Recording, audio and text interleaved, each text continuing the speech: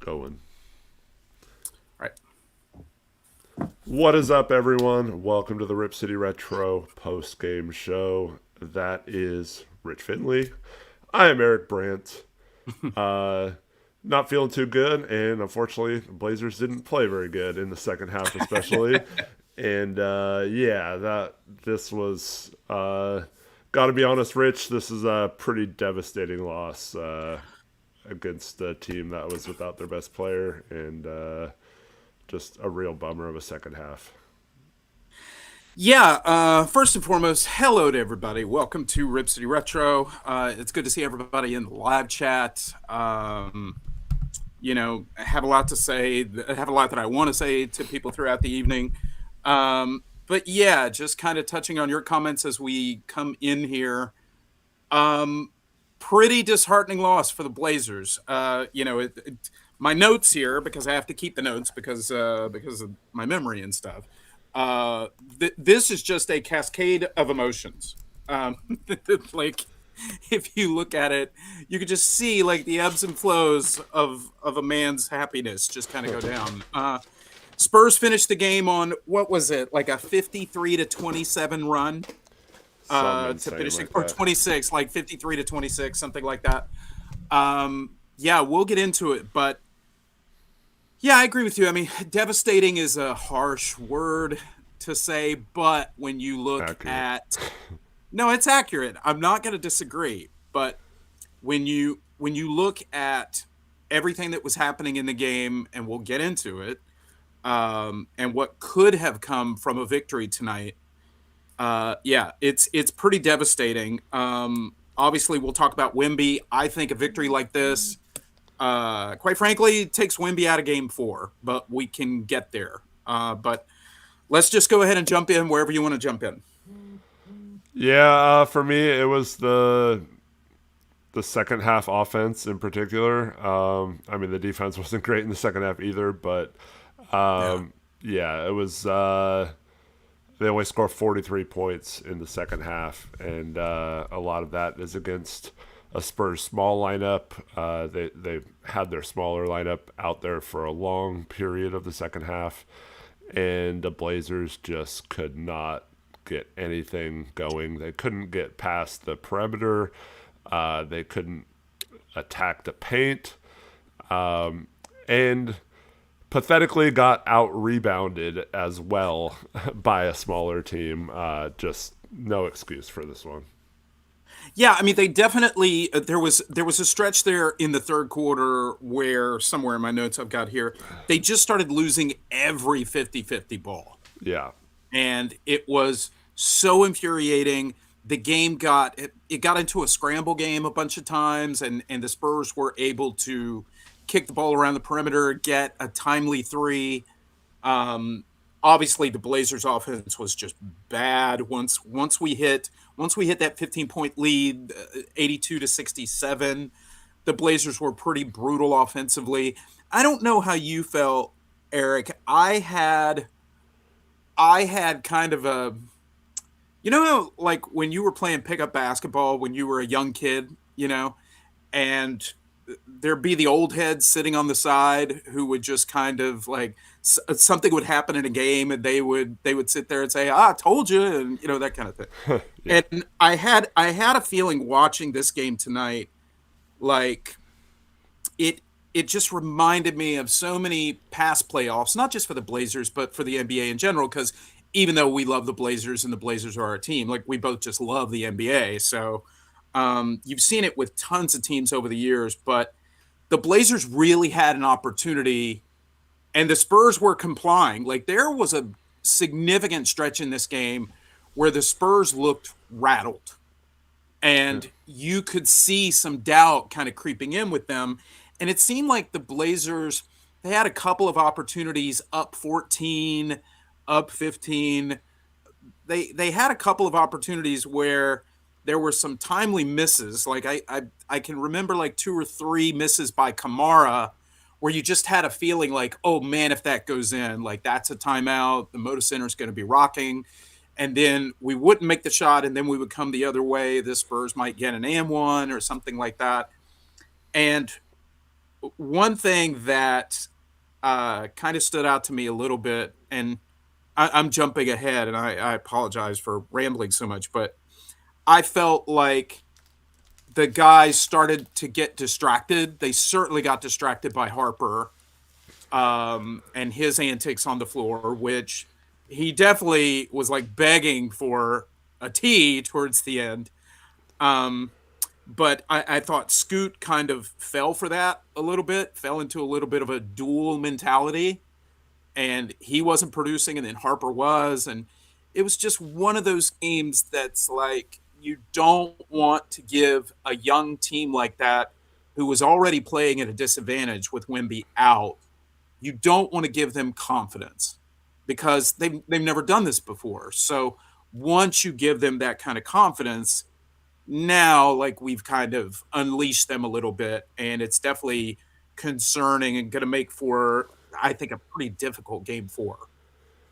Yeah, and I mean Harper's a rookie. I know he's the second pick in the draft and had a lot of hype. Well, much like Scoot did. Yeah. But man, to let him have a career high in that moment, Yeah. the Blazers.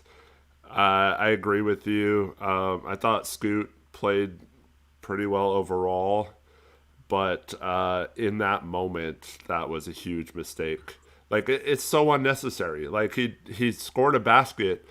We're playing well. Like there's no reason to get an unnecessary technical right there, and it's just unfortunately that kind of stuff happens sometimes. You get caught up in the moment, but that play right there kind of shifted the momentum and went from us. I forgot how much we were up at the time, Yeah, I but was gonna say, what was the score with the technical though? I felt like we were already in trouble when the well, we were already technical in trouble happened. because every time we got up double digits, it seemed like, oh, they flashed this graphic on the screen, Spurs on a 10-0 run or whatever. And I swear I saw that graphic like 4 times in this game because there was multiple times in both the first and second half where I was like, okay, Blazers have this game. They're gonna put them away here. And like you said, they just would go cold and just timely misses or a bad turnover, even though they took pretty good care of the ball, at least through the first 3 quarters. Yeah. Only end up with 11 turnovers in the game, so that's awesome for them. So the turnovers themselves didn't hurt. It's just the ones that you have when you need a possession or you have a chance with the ball at 15, like you said, shooting a three, and you miss it. Yeah. So Scoot, oh, it was tied when Scoot scored, so we went up two, and then Scoot, the technical went the other way, obviously. Oh yeah. Okay. Yeah. Thanks, Trevin. But yeah, so Yeah. Thank you, Trevor. but I mean the Blazers only score, they get outscored what, 25-11 after that point, like. Yeah, I guess so. I guess I was feeling more like I I think the technical happened, and some of the anything you can do, I can do better kicked in from Scoot a little bit later when we actually like now we're trailing in the game and we need baskets. So I was kind of conflating the two moments. But yeah, so certainly when Scoot made that basket and got that tee, which at the time when it happened, I kind of liked it. I kind of liked the moxie from Scoot. But obviously, I mean, the Spurs ended up going on a run from there. What do you attribute the Blazers just kind of going dead in the water with everything looking good for them, and they have been pretty steady all night, and then we hit our high mark of 82 to 67. And what do you attribute it to? Well, for me, I've said this the last two post game shows. I feel like their dribble drive has not been very effective in this series. They're not getting in the paint very easily against the initial defender. Screens, when the Spurs play that small lineup, they're able to switch everything and for the most part keep a quick defender in front of who's ever driving. Now Denny got to the free throw line a little more tonight, but obviously he didn't make much other than the free throws. Yeah. So the problem is when you're having trouble penetrating, and to me, I've thought the Blazers have needed to make an adjustment all year when they've played the Spurs, and they just continue to try and think that their one-on-one is going to win that matchup, or pick and roll is going to get someone free. And instead, I think they're missing a huge opportunity. And obviously, this game was a huge opportunity, but I believe they should be flashing someone to the middle instead of trying to drive into there and throwing the ball, using a pass to the middle. But they only had 10 assists at halftime. Let's see how many they finished with. They finished with 21. I mean, 21 is pretty low, but I mean, Yeah, it's tough. it it just wasn't moving around, you know? Like, it was a lot of one-on-one, a lot of, okay, Drew's got the hot hand, let's see if he can create. Denny's getting to the free throw line, let's let him go. Scoot a few times, you know, got to go one-on-one. Sharp didn't play a whole ton, but, you know, he tried to go one-on-one a few times. Grant, I thought was terrible again tonight, trying to go one-on-one. It just, to me, it's too much of that and not enough of this is how we're going to attack this. And the Blazers now, after 3 games in the playoffs and 3 regular season games, haven't been able to figure that out or make any sort of adjustment. It's like they keep thinking, oh, let's just keep ramming Denny up the middle and eventually it's going to work, right? You know, it does sometimes now. It does sometimes because Denny's a really good player, but I mean, when he's not making his shots and then we go cold from 3, it's just really tough to withstand that for any length of time. So that's why we have these huge stretches where it works okay because, you know, someone hits a 3, like Clingan hits a 3 at the beginning of this game. Scoot hits a couple threes, and then no one else makes a 3 for a while. And then, yeah, so, like, I don't know. It just, to me, it's like a take your turn type offense, and that's never really that effective unless you have super elite players. Unless you got like LeBron and D Wade, right? And so, that kind of thing. and I mean, Denny has been really good in that role all year. So that's not saying it's like a bad strategy, but the Blazers still don't have a counter for when it's struggling to generate good shots. And so until they make an adjustment or somehow find a way to attack better, I don't see how they can consistently score. And you know, we end up winning the points in the paint 44-42, but that is pretty pathetic considering no Wemby and Luke Cornett didn't play like a ton. I mean he played a good amount, but like, you know what I mean, he didn't play the whole game. So 30 minutes. So you had 18 minutes. They didn't play another center in this game. So that's, you know, over 2/3 of the game where they didn't have a big man in the game. Yeah. And you still only managed 44 points in the paint. That's, you got to find a way to create more offense out of that. And Blazers just couldn't find a way to do it.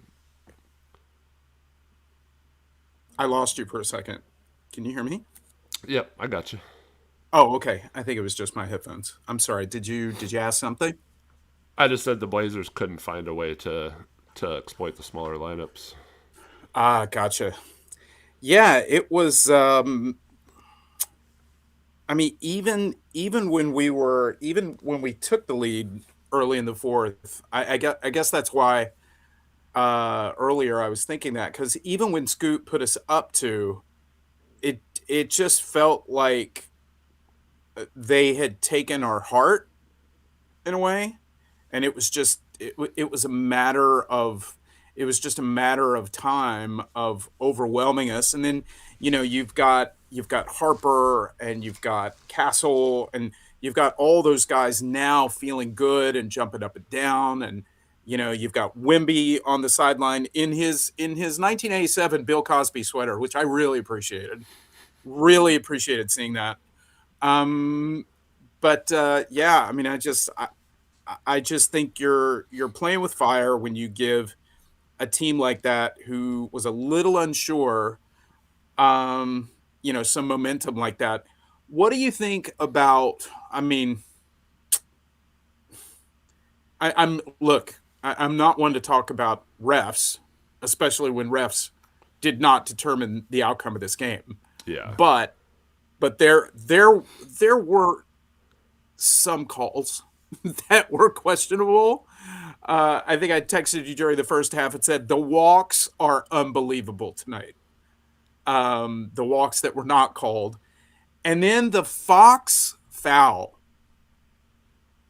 was a big deal. Yeah. I thought. I felt like that was a real turning point for us not getting that fourth foul on Fox. What did you think? Yeah, that call was horrible in my opinion. I don't know how. Like Denny comes in a little bit, but the the explanation was that he moved into Fox, and he The did not. replay does not show that at all. No, if anything, it's a no call. I am of the opinion usually, like if you're going up for your shot, it's become something that's been a lot different as the years have gone on. That's like now a flagrant foul on the offense usually if you Right. elbow someone in the face, even if you're just doing a normal basketball play. But the way it's been ref the last couple of years, that's been called a flagrant foul more often than not. And so to not only not call the foul on Fox, but to call a foul on Denny, like that didn't make any sense to me, man. But yeah, just don't call anything or say it's a play on. He made the basket. That's it. But yeah, man, I did not like that call at all. And then they completely miss Castle jumping in the air and then traveling. And then a few plays later, he had one on a drive where he did On the one of those. baseline, yeah. He did one of those like where stop and let the defender go by you, but he slid his pivot foot like 5 feet when he Yeah, did it. he had the little bunny hop. Yeah. Yeah, and so man, And yeah, again, these are no excuse for the Blazers being no, severely outscored or anything like that. But the Fox one was a big deal because obviously, and if you're joining us late, join the game late, De'Aaron Fox gets called for an offensive foul, basically like knocking Denny's tooth out. yeah, Um, but correct, half his tooth off, uh, yeah, yeah, it was crazy. Um, and that was going to be his fourth foul in the first half. That was going to be a big, big deal, which could have, come into play in the Blazers' strategy because it was almost halftime. Um, could have changed the complexion of the game. Again, it's no excuse for the Blazers laying an egg in the second half. yeah, But yeah, that was a moment where when that didn't go our way, and it's an and one. Now, right. granted, Fox got the technical foul, but when it doesn't go our way and it's an and one, you just kind of like plays like that.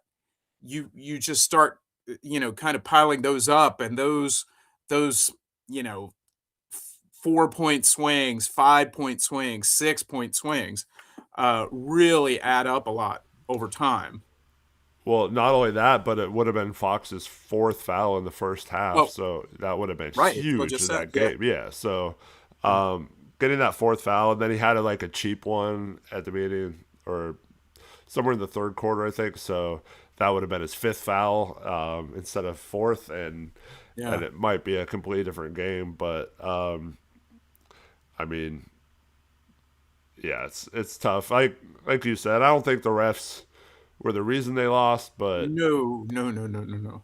but man, that was I still don't understand that call. How was Denny moving into Fox? Like he, I don't know. And it has to be conclusive evidence to overturn because it's an offensive foul that's Right. called. Yeah. I will never understand that call. Um, so I mean, I don't know about getting into different players tonight. I'll kind of let you you know do your thing as far as that goes. Do you think Wemby plays on Sunday? I'm with you. Since they won this game, I think maybe they relaxed a little bit. Yeah, I mean, I would I would not play him if I were there. And I'm not speaking as a Blazers fan. I want them to not play him. Etc. I mean, look, I yeah. mean, we didn't do super great without him tonight.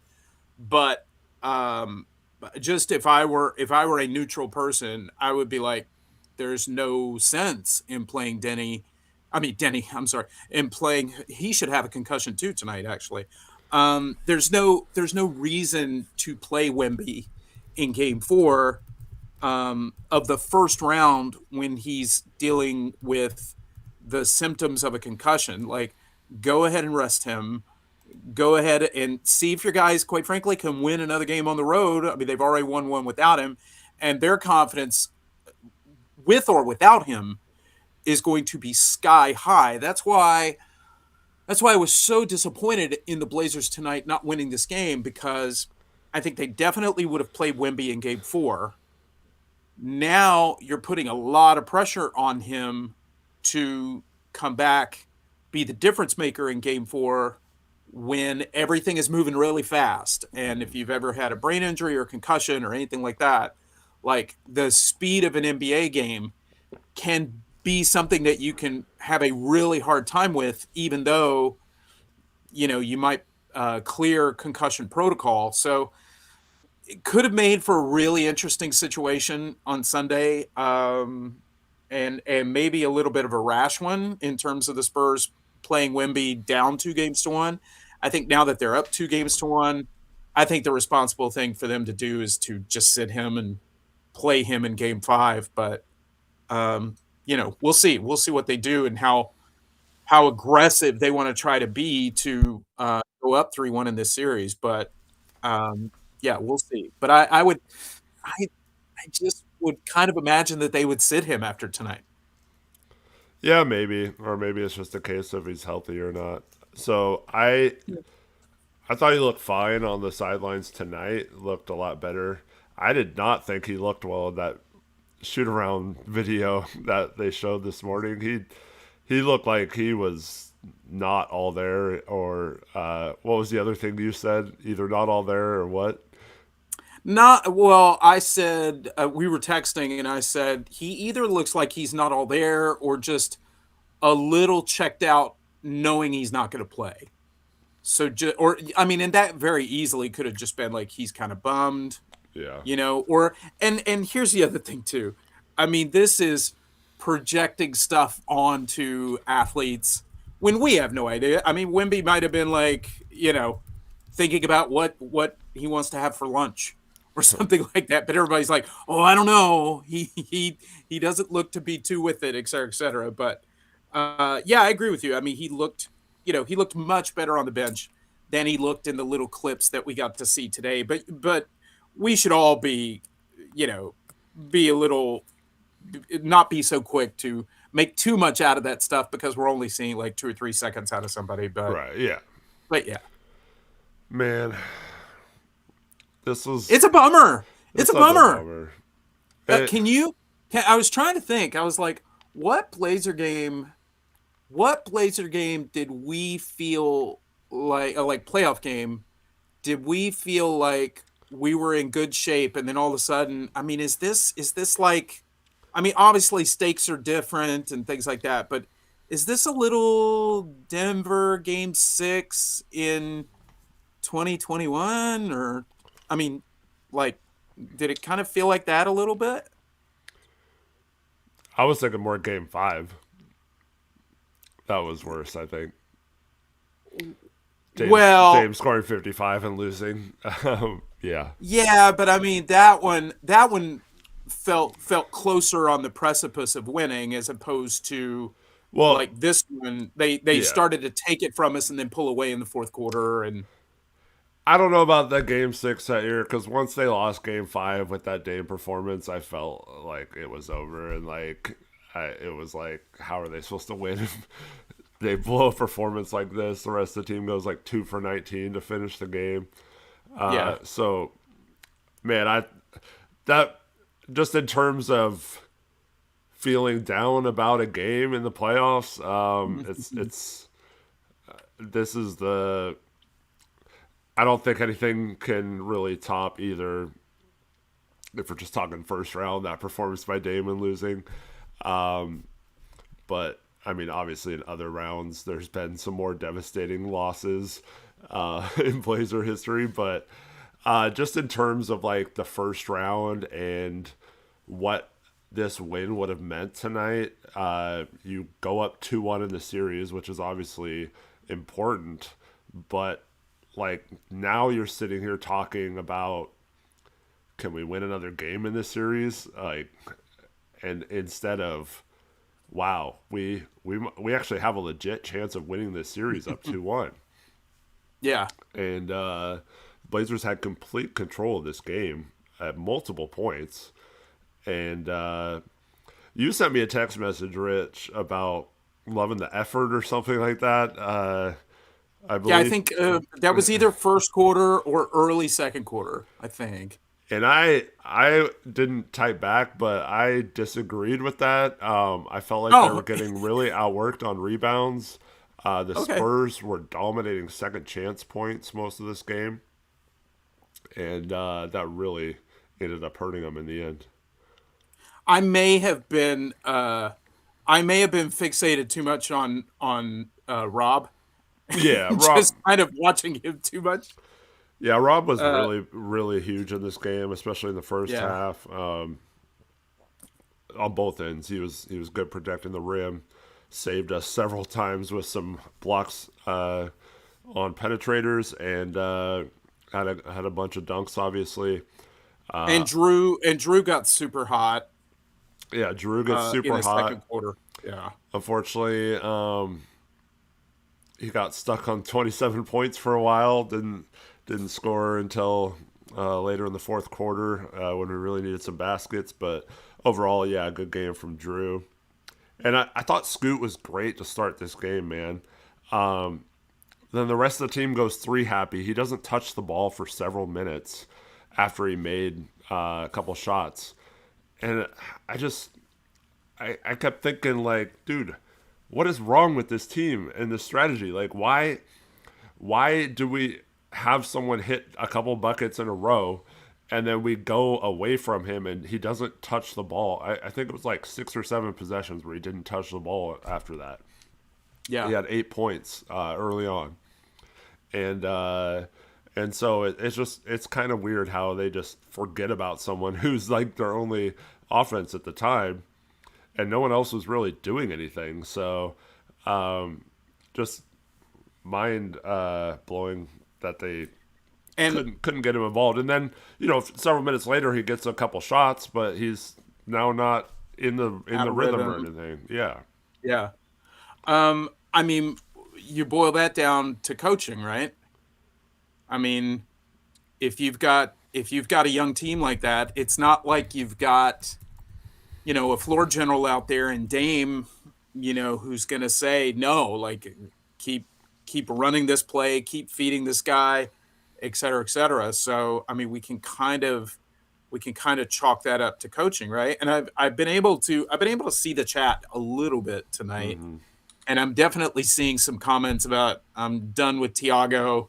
I like Tiago, but not the coach for this team, et cetera, et cetera.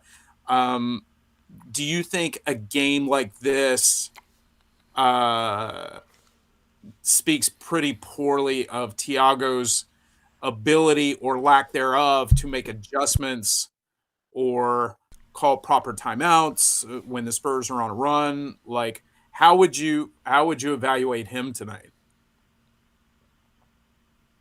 Yeah, it feels like they did not have a very good plan of attack in this game. It was just, It's just go play, right? well, let's go play. Let's just run what we've been running. It's been working. Denny's been good all season. And this has been my problem with the offense under Thiago this year and under Chauncey, and in the last few years of Stotts, it it's just like it comes down to whether the players on the court can make a play, and in the playoffs, it's just that much harder. It just that's why I wanted like a little bit more just action, moving people around, trying to get someone the ball around the free throw line instead of having to drive into their defense. So it's a little bit of that.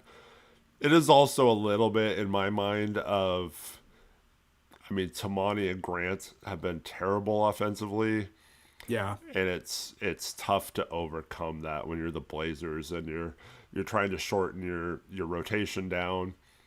Tease, I don't even know if Tease played in the second half. He was horrible in the first half, and he's been bad this whole series. So, man, it's tough when three of your forwards are giving you absolutely nothing. I'd throw Clingan in there too. So that's four.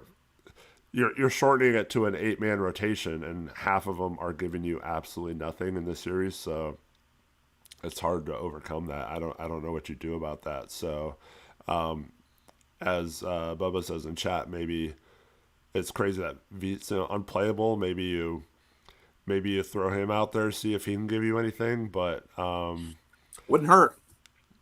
it's just, I mean, he didn't even play Chris Murray in this game after he was terrible last game. So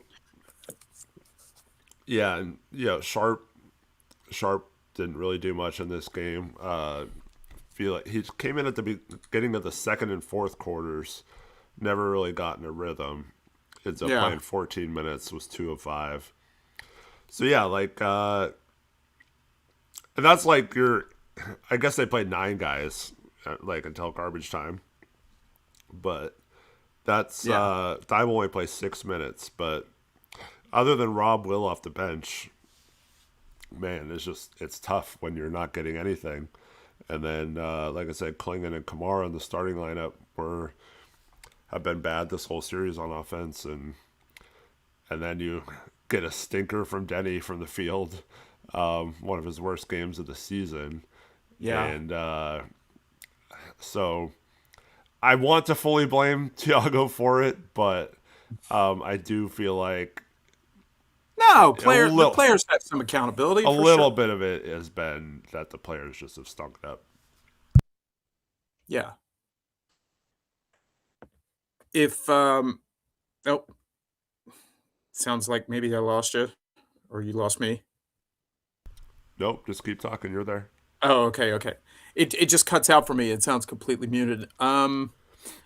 So I mute when I blow my nose or cough. Oh, okay. So you just keep talking. Yeah. Okay. I need a mute button.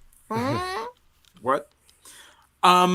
So okay, Eric. So if the team's offense had no flow to it or structure to it, and the outside shooting was bad, and we're down now 2-1 in a series, and you needed to look somewhere for offense and outside shooting. Where might we find that over the course of the next couple of days? And I only say that because we have not live streamed since the looky-loos post that the Blazers put up of Damian Lillard shooting.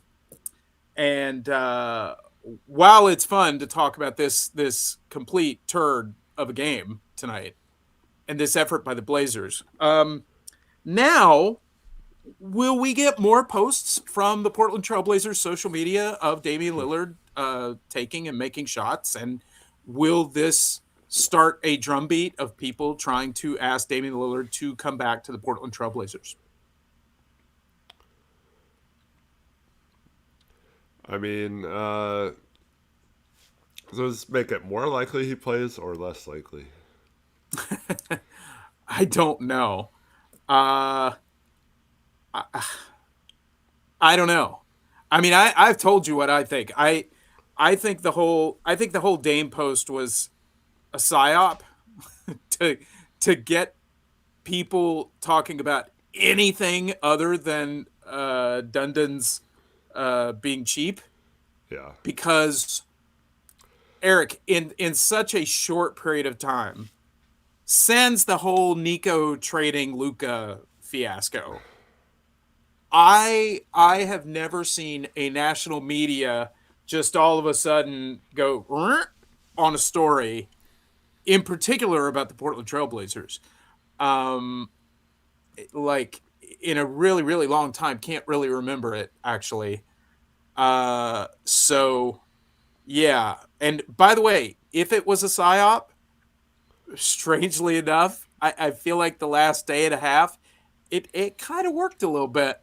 Like, people started focusing and talking a little bit more about, can Dave come back and things like that.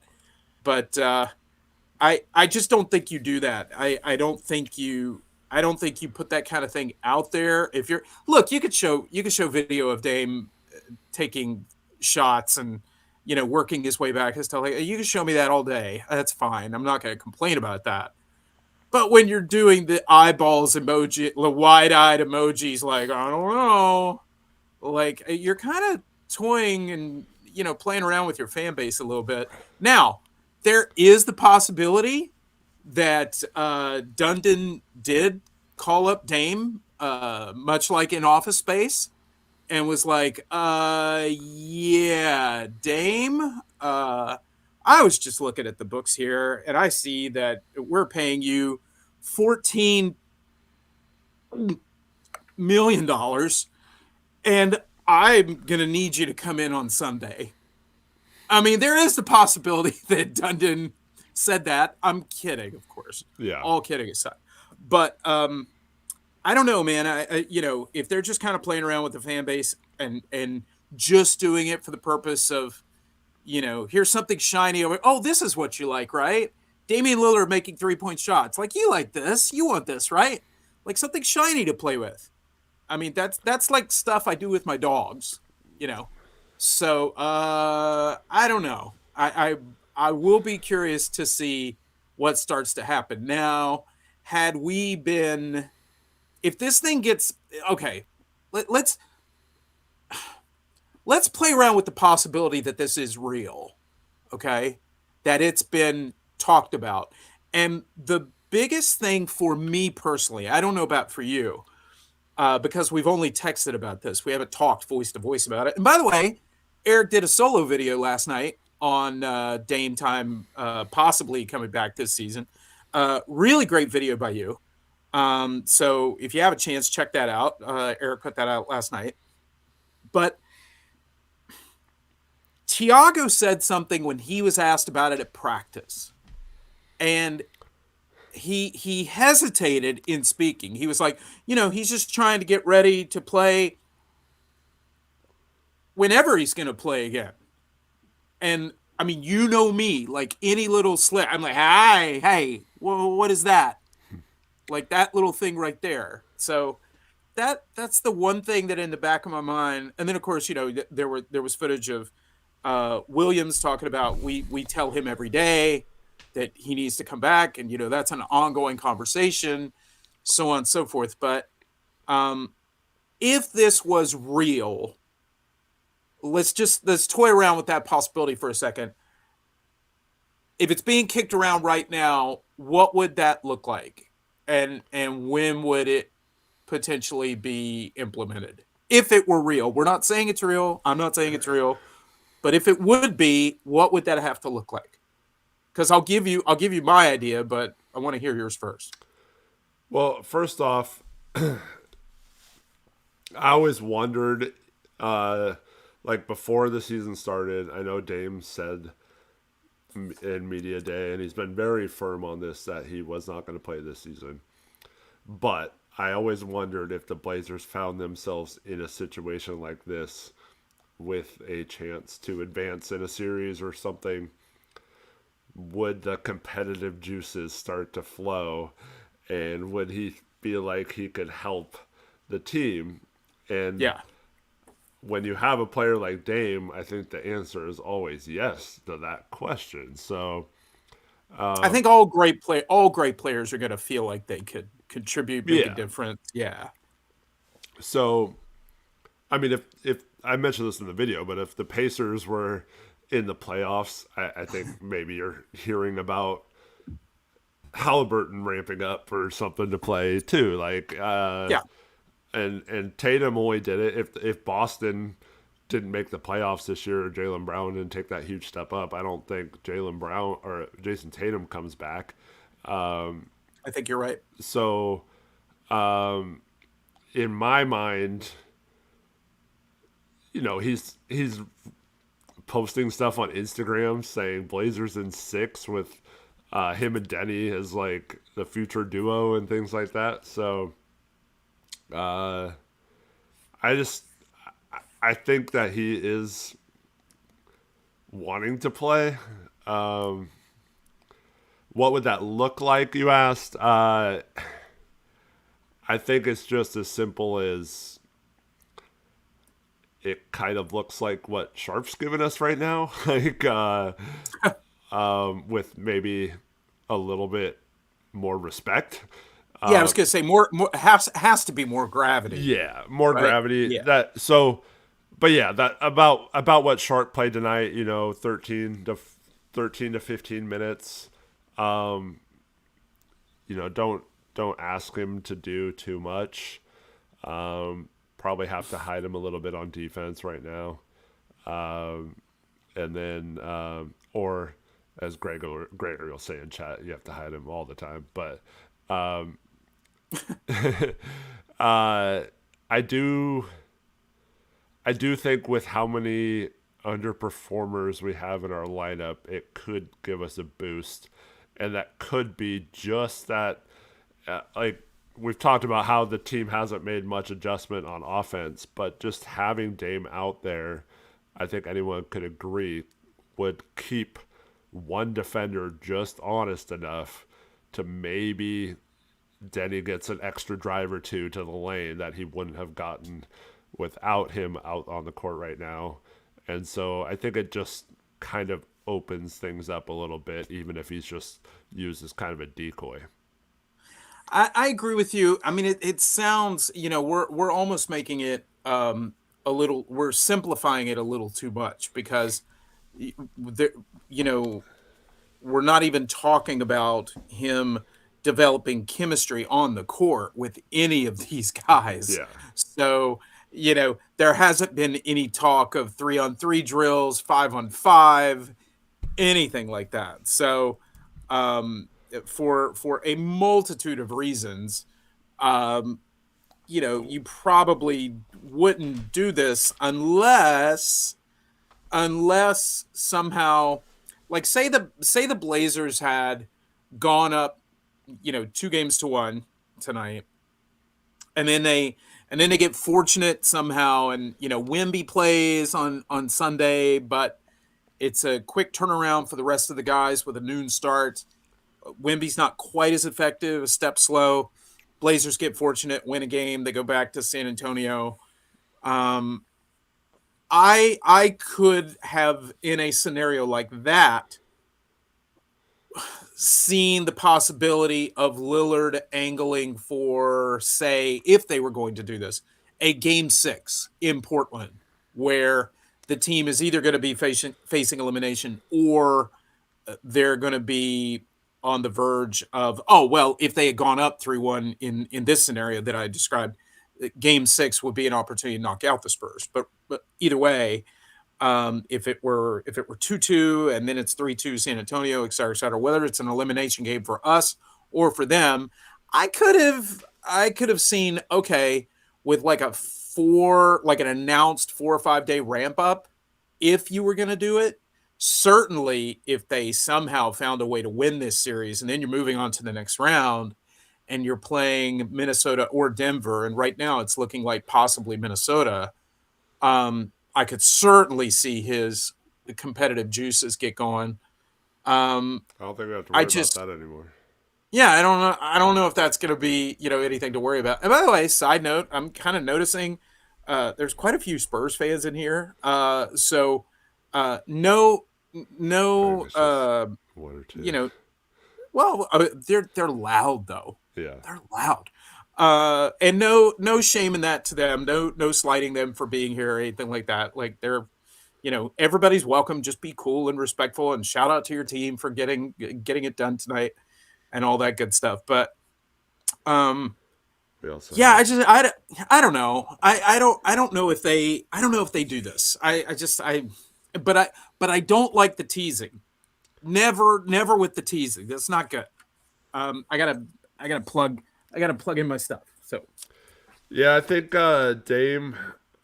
I don't know. It's almost like a front running situation. It feels like games we lose, it's like we don't want to risk it. If we win games, it's like, oh man, we could ramp him up a couple games and go into the next series like you said. So maybe it changes if we win game 4. But yeah, unless we somehow win the next two, I think they're gonna relax on trying to even think about it from this point. yeah, I see somebody saying Dame, and somebody in the chat. It's Shady. Said Dame is just a distraction. Whose minutes would he take this year? I mean, that's a good That's question, our Eric. I mean, resident Dame hater. That's great. oh, for real? Yeah. Is that? Oh, okay. I did not recognize the mask He there. hates Damian Lillard. Um, Always.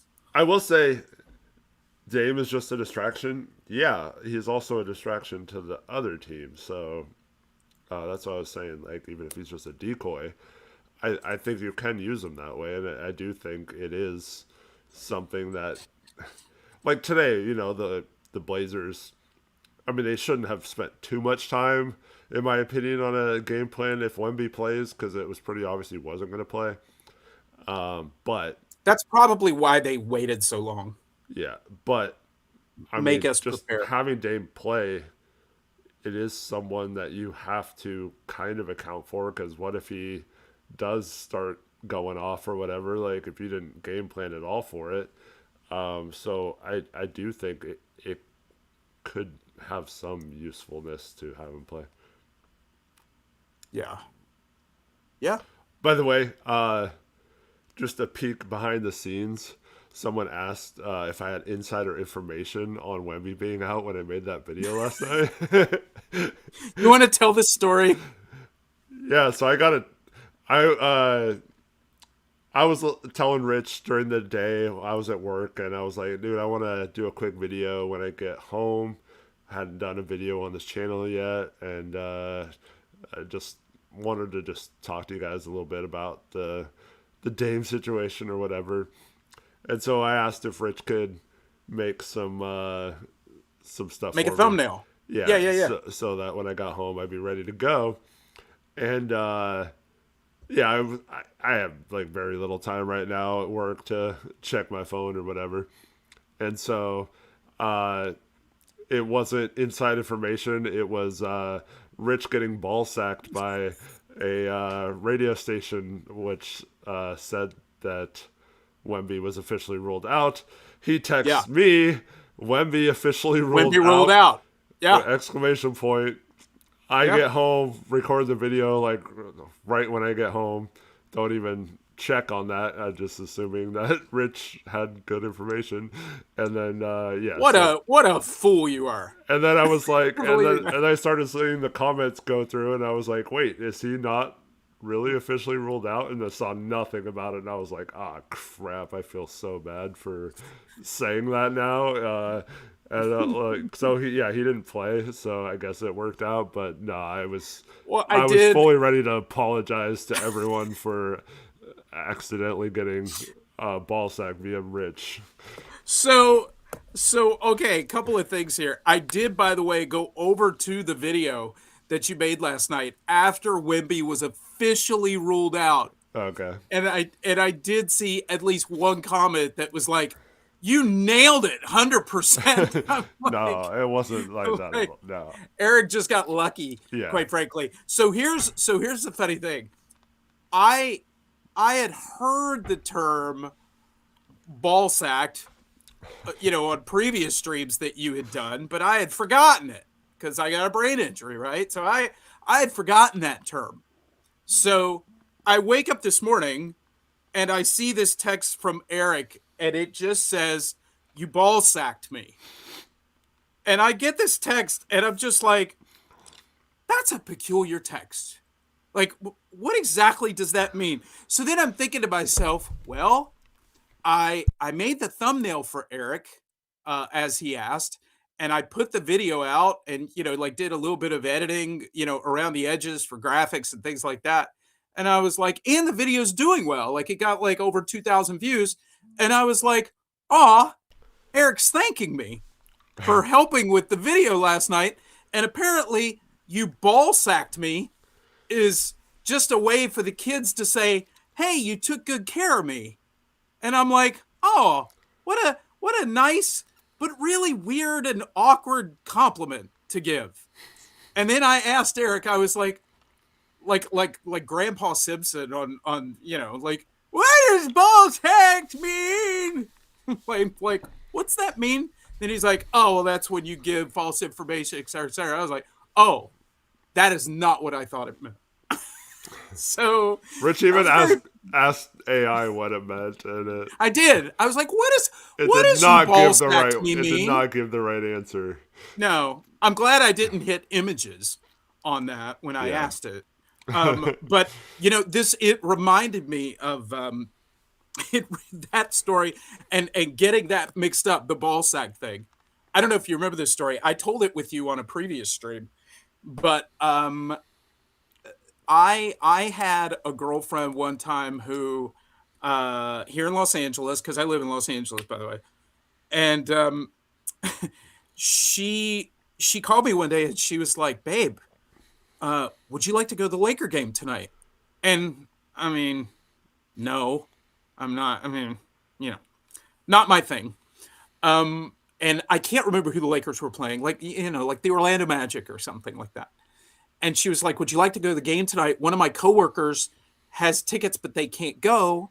And would you like to go?" She said, and I was like, "Oh, honey, parking, it's really bad there, et cetera, et cetera." And she goes, "Oh, come on, they're nosebleed seats." And I was like, "You're not selling me on it. Like, like this is getting worse." She was like, "No, babe, they're nosebleed seats. They're great." And I was like, "What do you think a nosebleed seat is?" And she was like, "Well, you're sitting so close that you might get hit in the face with the ball and it makes your nose bleed." And I was like, "That is not what that means." So anyway, yes. So today I had my own moment when I got your text where you said you ball sacked me. And I was like, "Aw, well, you're welcome. By You're the way, I welcome." wanted to send that at like 4 in the morning when I woke up, but I figured I'd wait till a My little later. my phone is forever on silent. So Nice. have at it. Have at it. Nice. So, Vince Scorpio, one of the Spurs fans in here, says, "If you notice, the Spurs found a way to stop the Denny layups. He has been struggling since the second half of Game 1. He only has one good half this series. After that, it's all free throws." Well, until this game, he hadn't really done a good job of getting to the line in the series. Today was much better, but yeah. He just, I mean, obviously when Wemby's in there, it's a different animal, but Oh man. yeah, it's been pretty surprising how they've been able to stop him without Yeah. Wemby in the game. Yeah, they've done a great job on him, no doubt. I mean, I haven't seen, this is in no way to make any kind of excuse. I didn't see any signs today that he was laboring or anything like that, but we know he's had the back trouble towards the back half of the season.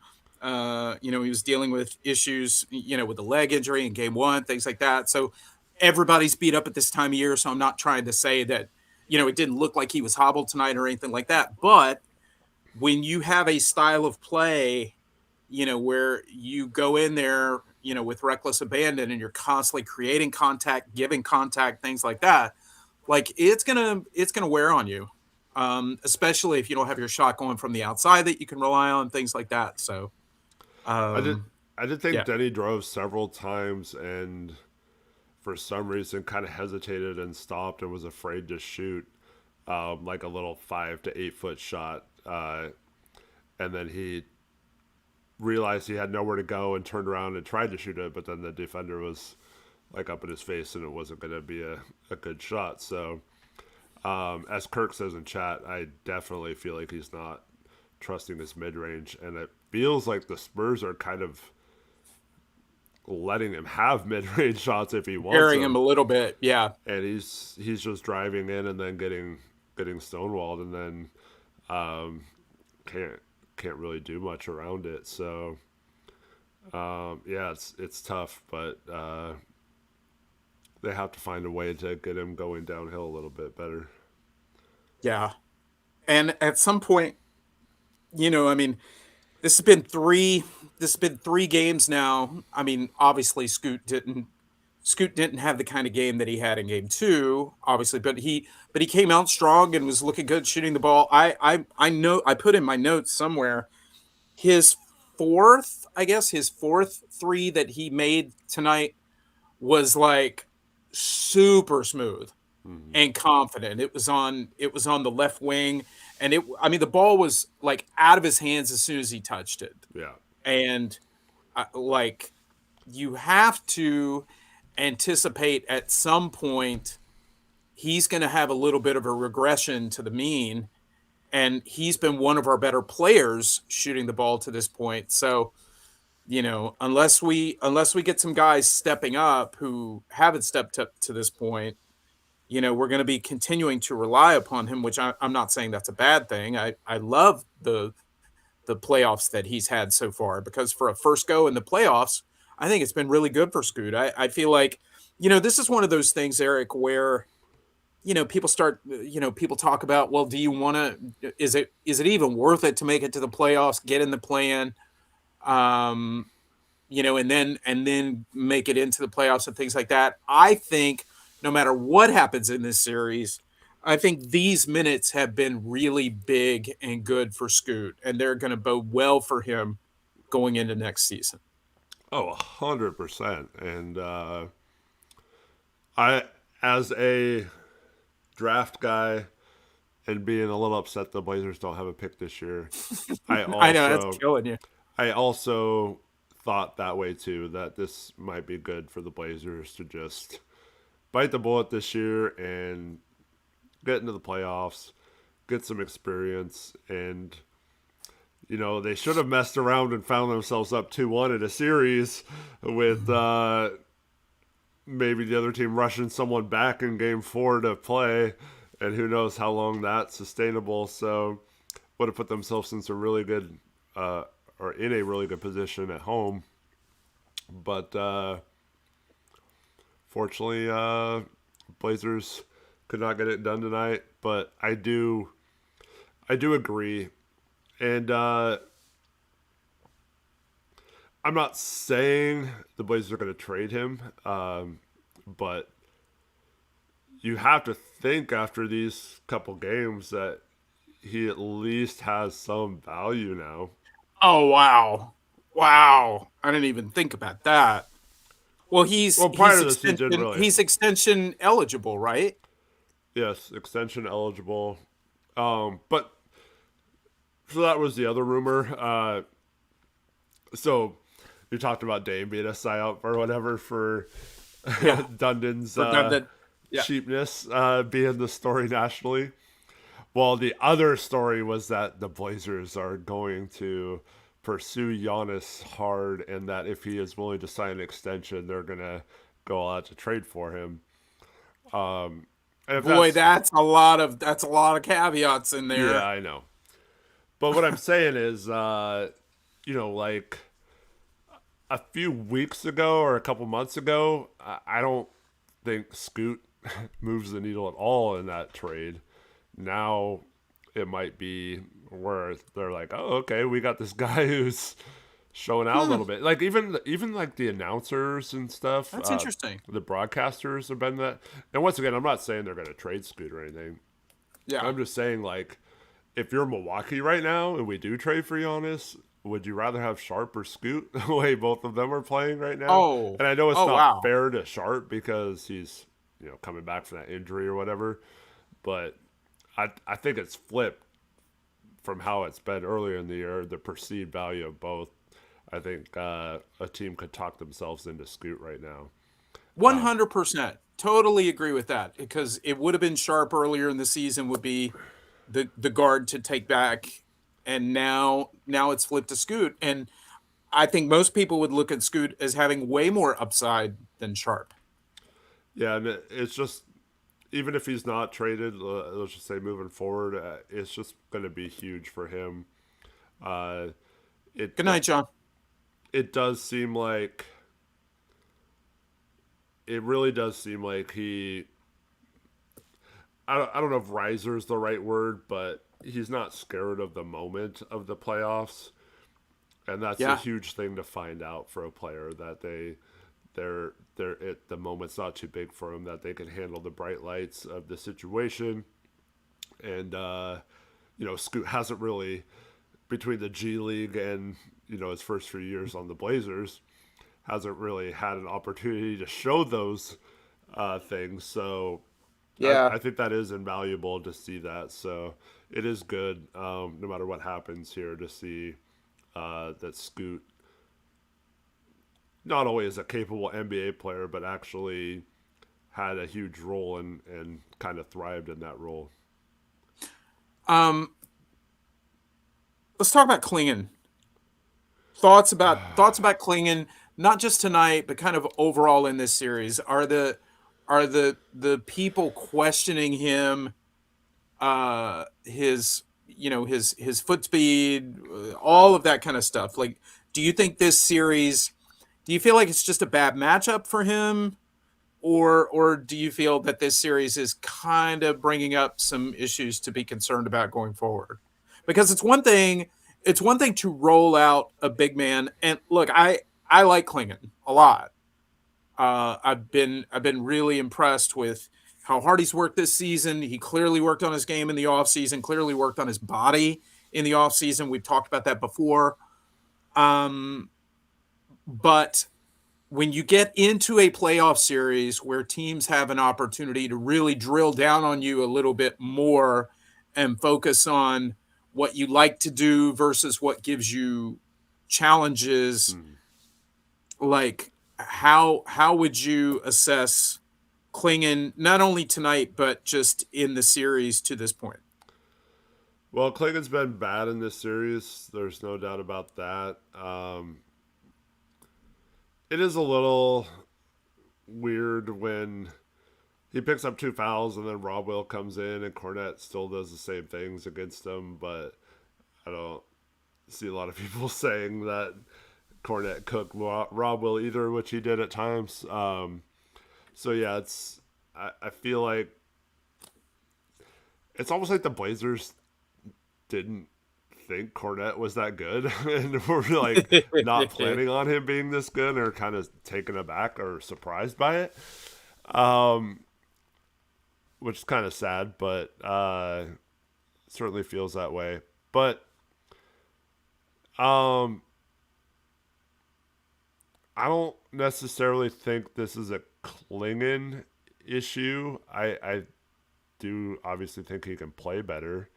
I Oh, mean, for it'd be hard sure. not to play worse, but I was gonna say I hope so. I think it's more just in general. If you play a drop scheme against a team that has really quick guards and a good lob finisher on around the basket or a smart offensive player, just makes it hard to play any sort of traditional big, in my opinion. I don't think it's necessarily just Klingon. I think it's more just the fact that I don't know, he's just, the effectiveness of him is not happening this series. One of the big reasons is it doesn't feel like he's having those momentum changing offensive rebounds that he's had all year. So he just Yeah. cannot seem to get good positioning for offensive rebounds at all. And then And his Yes. defensive presence is almost non-existent. I mean, Yeah, I mean it's fine. It's okay around the rim, but Rob Will's much more quicker. As a guy like Fox or Harper blows by you, uh, Rob has been just a little quicker at still getting to the ball. He had that block on Fox where I don't know oh, it's so how he great. got to it. Like it was, he's like on one side of the rim and Fox is laying it up almost on the very side of the backboard, and he still gets there in time before it starts to go down. Yeah, made up a lot of ground. So maybe that's something that Klingon can learn, but um, I just think Fox is way too quick and crafty, and it's just putting Klingon in a lot of bad positions to um, where he's not getting there in time to stop Fox, and he's not um, recovering back to Cornet quick enough. Um, yeah, so By the way, I just saw in chat by Road Trip said Cornette hit his first three of the season tonight. yeah, So not only are we giving out candy to Harper, but Cornette as well. Like just please, like just we're gonna leave a bucket like on the porch. Like you just come up and take whatever you want tonight. Like whatever the Spurs want tonight. yeah. Um, yeah, give up a career high to Dylan Harper as well. Um, Yeah. but yeah, I don't know. I think it's more just. I mean, he needs to play better, but also I think he's gotten too three happy. Rich, I've said this was a concern all season when he started hitting threes. Like if he makes he's had a couple games where he's made like two or three in a row to start a game, and it gets us off to a good start and Sure. kind of pumps everyone up. But um, it just feels like that's all he's doing lately, and I think it's taken away from him being around for the offensive rebounds. He's not getting as many lob threats as Rob Will's getting, um, and so I'd almost rather see him not even screen on ball anymore because I feel like in all those situations he's just popping instead of rolling, and uh, yeah, it's I don't know, man, but he's got That's to find that's a way to improve his interesting. offensive repertoire though. Yeah, that's interesting. I mean, because to me, like when I see it, and I could be completely wrong, but when I see it, it feels schemy to me. It feels like that's what they want. And so they've told him, like, drift out there. You can cause a lot of havoc if you knock a couple of these down, et cetera, et cetera. So it, it, it even goes beyond having the green light. It feels like we want this. This is going to play into like how we want to establish the game. But obviously, if he's not hitting from out there, then we're just kind of playing into the Spurs' hands. I saw in chat. Kurt asked, "I know he has a big contract. What do you think of Cat from the Knicks?" I mean, I'll let you go first, Eric. What do you think of Cat? I mean, Cat's obviously an infinitely better offensive player than Donovan Clingan, but he's also worse on defense. So it just Yeah, kind of depends on what you want. But between the size of the contract and I really do think defensively, um, we can't afford to switch our big man to an offensive player. I think the offense is going to have to come somewhere else. Just think we'd be giving up too much of our defensive presence if we did that. And so yeah, I'd probably pass, especially with the price and tag it would take. But I mean, I understand people wanting to add a quality player like Cat. I agree with you. I just kind of, as far as Cat goes, and there's no dig on Cat. I mean, I enjoy watching Cat when when he's got it going and making threes from the outside, and I love how impassioned he gets and things like that.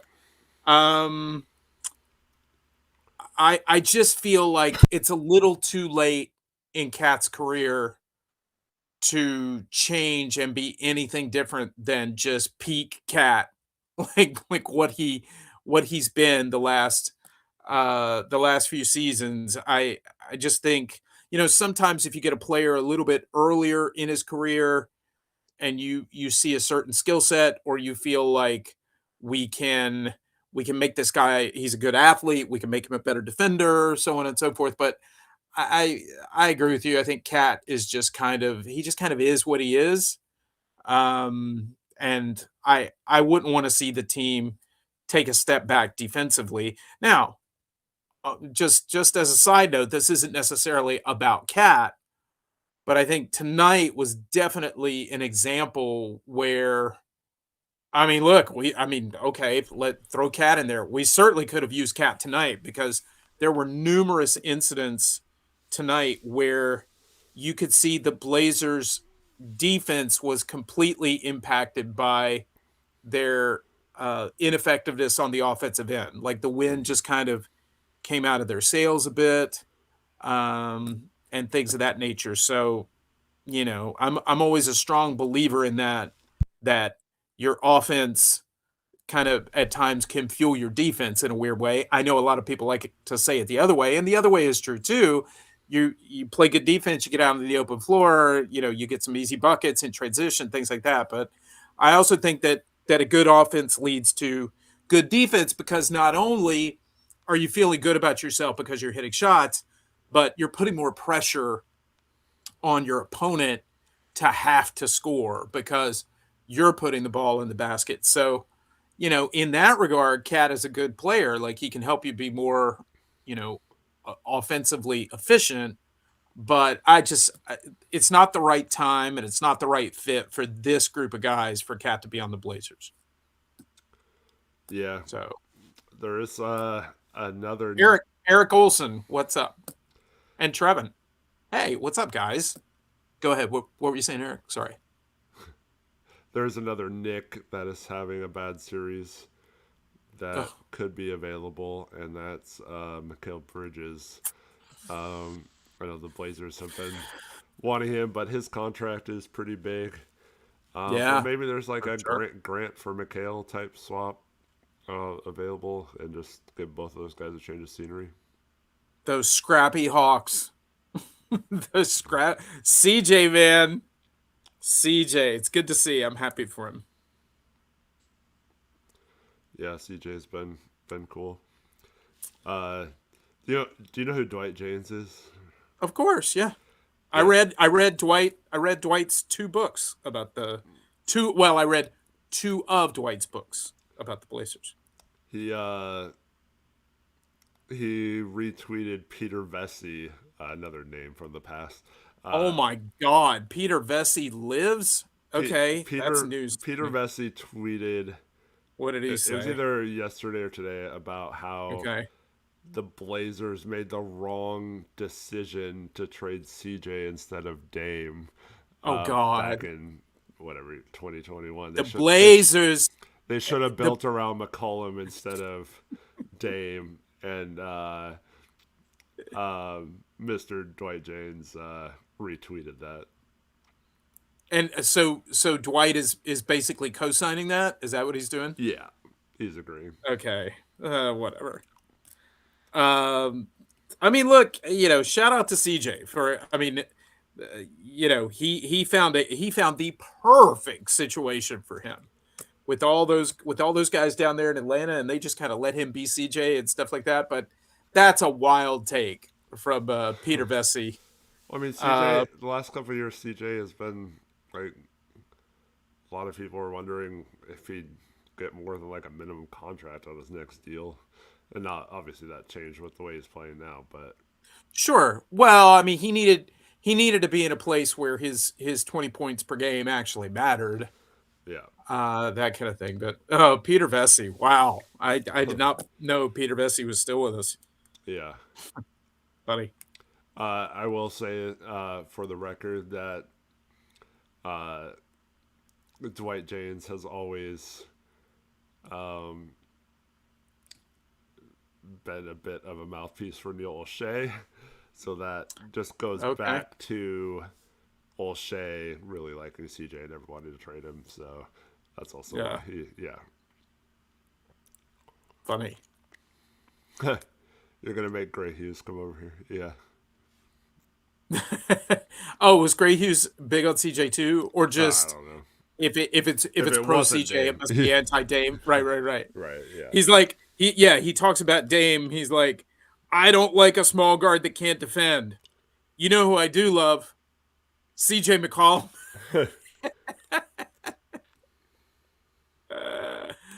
Oh my gosh. Kirk said, I loved Peter. You know, there's so many jokes. Um, I always enjoyed Peter Vesey on NBA, like on NBA Showtime, like Yeah. back in the day when Yep. NBC had it the first time around. I just remember like just hoping and praying that Peter Vesey would have some sort of inside scoop or news about Portland and Yeah. drop some nugget. Like it's so funny with the information age and the internet and social media and stuff like that. But back in the day, like if the national guys mentioned the Blazers, Right. like we were always so excited, like, oh my gosh, Yeah. like they said our name. Like, it was Well, always so funny. for those that don't know, this is like pre-internet.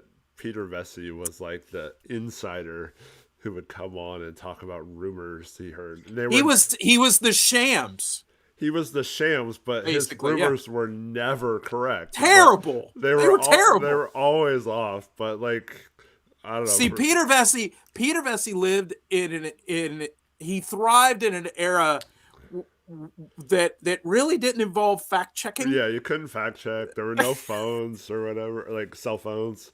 Yeah. Yeah, so yeah, that was much different time back then. Yeah, and a lot of what a lot of what Peter Vesey was hearing were trade ideas in his own head.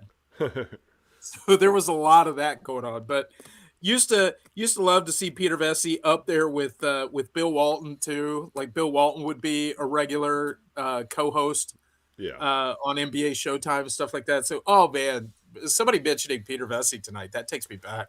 Yes, for sure. My gosh.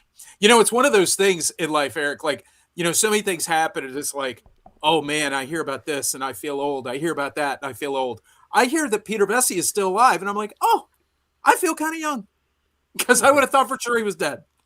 So, like, shout out to Peter Vesey.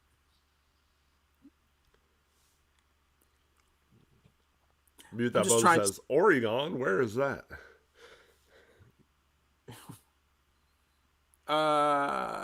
let's see. This is a question I heard shockingly often on my safaris through California. What is that? What is the Where's what is Oregon? where's Kind of funny really from people are saying, California. oh man. Just go north. Well, Bonzi didn't know.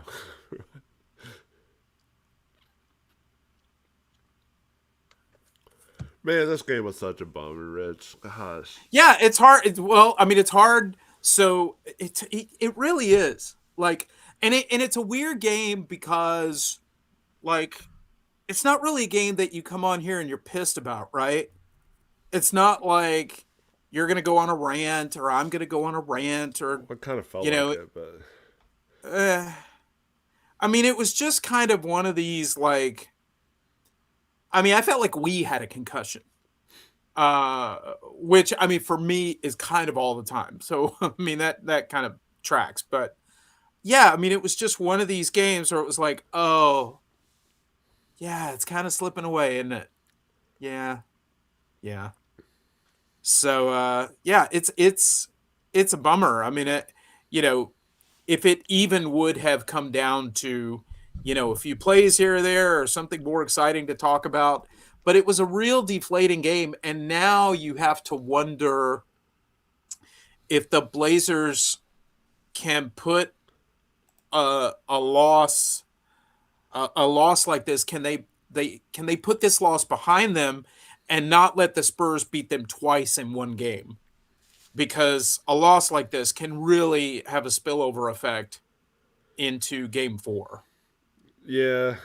At the same time, I kind of felt like this game was their season. Now, they've picked themselves off the mat several times, so maybe they can do it once more. But Yeah. I mean, So this you thought tonight's game was their season? Like, so you thought tonight was a must win because Wemby's out?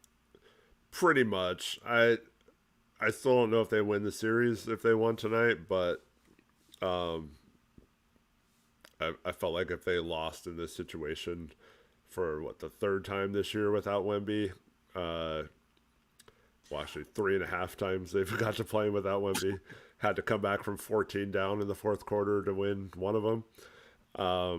They just have not played well against the Wemby-less Spurs this year, and I felt like that needed to change tonight.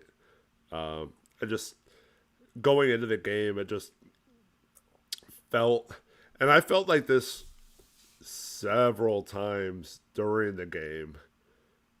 It the Spurs were like playing loose because they didn't have Wemby in there, and the Blazers played like they had the pressure of needing to win because there was no Wemby, and you could definitely see them like ease up when they got up, like, okay, we're gonna roll with this game now, and Yeah. seemed like every time they got in a good position to put this game away, they just immediately let the Spurs back into it when they let up, and unfortunately, uh, fortunately they just couldn't put it together. But I do feel like this win would have. I mean, obviously the play-in win was awesome. Winning game two was awesome. Oh yeah. But you come back to Portland, first playoff game in 5 years, sellout crowd, waving their stupid towels around. Um, we haven't talked about that at all. You're not upset. No, I'm not upset. You It's not, you Steve, I got a okay. text. I got a text from Eric about 15 minutes before tip off, and he just said, It's so funny too because I was just about to go to Twitter and look up online. I was like, I wonder what the giveaway is, and Eric sends me a text, and the only thing the text says was, "It's a towel." It just don't get me wrong. The towel was fine. It was well done. It looks cool. Whatever. Um, I didn't even get a really good look at it. you still could have put that on a shirt. That would have been cool too. But anyways, um, nah, it's just you can't hype up. Oh, we're gonna do something really cool instead of a shirt, and then make it a freaking towel. Like, um, Hailblazer said they were cheap. Yeah, that does not surprise me. That seems par for the course, right? I saw Kenneth in chat said, "Did you guys like Scoot's defense getting cooked over and over again by Dylan Harper? Tiago made no adjustments." Kenneth, no, I did not like it. No, Yeah, Dylan Harper definitely pretty simple. got into. Yeah, I agree with this last comment. I liked I liked Dylan Harper in college, so I feel like I saw tonight happen a lot when But he yeah, was at college. I mean, his college team wasn't that good, and he hasn't really. No, I mean, this was his career high, so it wasn't like he had games like this before. This was kind of his awakening tonight because, um, I mean, there were some. I mean, he's been fine. It's not like he's been a bust or like really bad or anything. And he did have some injury issues throughout the season, but um, there were some people starting to question whether he had that it factor or whether he could really be anything more than a okay guard. And for a stretch tonight, he was the best player on the court, and that's tough. yeah, yeah. That was a crazy stretch that he had, Yeah, and they needed it too. I mean, he and he gave them freaking exactly. dunks on who was it that he dunked Yeah, on? Rob Will or something? Yeah, Rob. Well, I mean, it's not exactly dunking on Rob, but he kind of dunked around Rob. Because yeah. Rob challenged him a little further out on the baseline, and he kind of extended and went around him. Mm, But yeah, I mean, and sometimes in a weird way, it's getting that contribution from somebody that you least expect yeah, can galvanize a young team like that And now, you have Castle coming back in the game, and all of those guys just have this infusion of confidence. And I mean, he was the hero of the game for sure for the Spurs. Um, if you and by the way, I saw Bridget in chat say seeing Pat Riley makes her feel young. I thought that was funny too, because man, is he looking kind of crypt keeper himself, Yeah. right? It's like, oh my goodness, Michael Douglas is not looking great. Um, Pretty crazy. Um, so if you, as I do the Skip Bayless, that guy, I don't know who that guy is that does the amazing Skip Bayless impression. Have you ever seen that guy? Yeah. He's always got like the Mountain Yeah. Dew behind him. Ton of I mean, Mountain quite Dew. great. I Yeah. mean, no shame in that. But he's amazing. I never even picked up on the sighing from Skip until that guy did it. Like that's the entire impression, but it's so funny to me.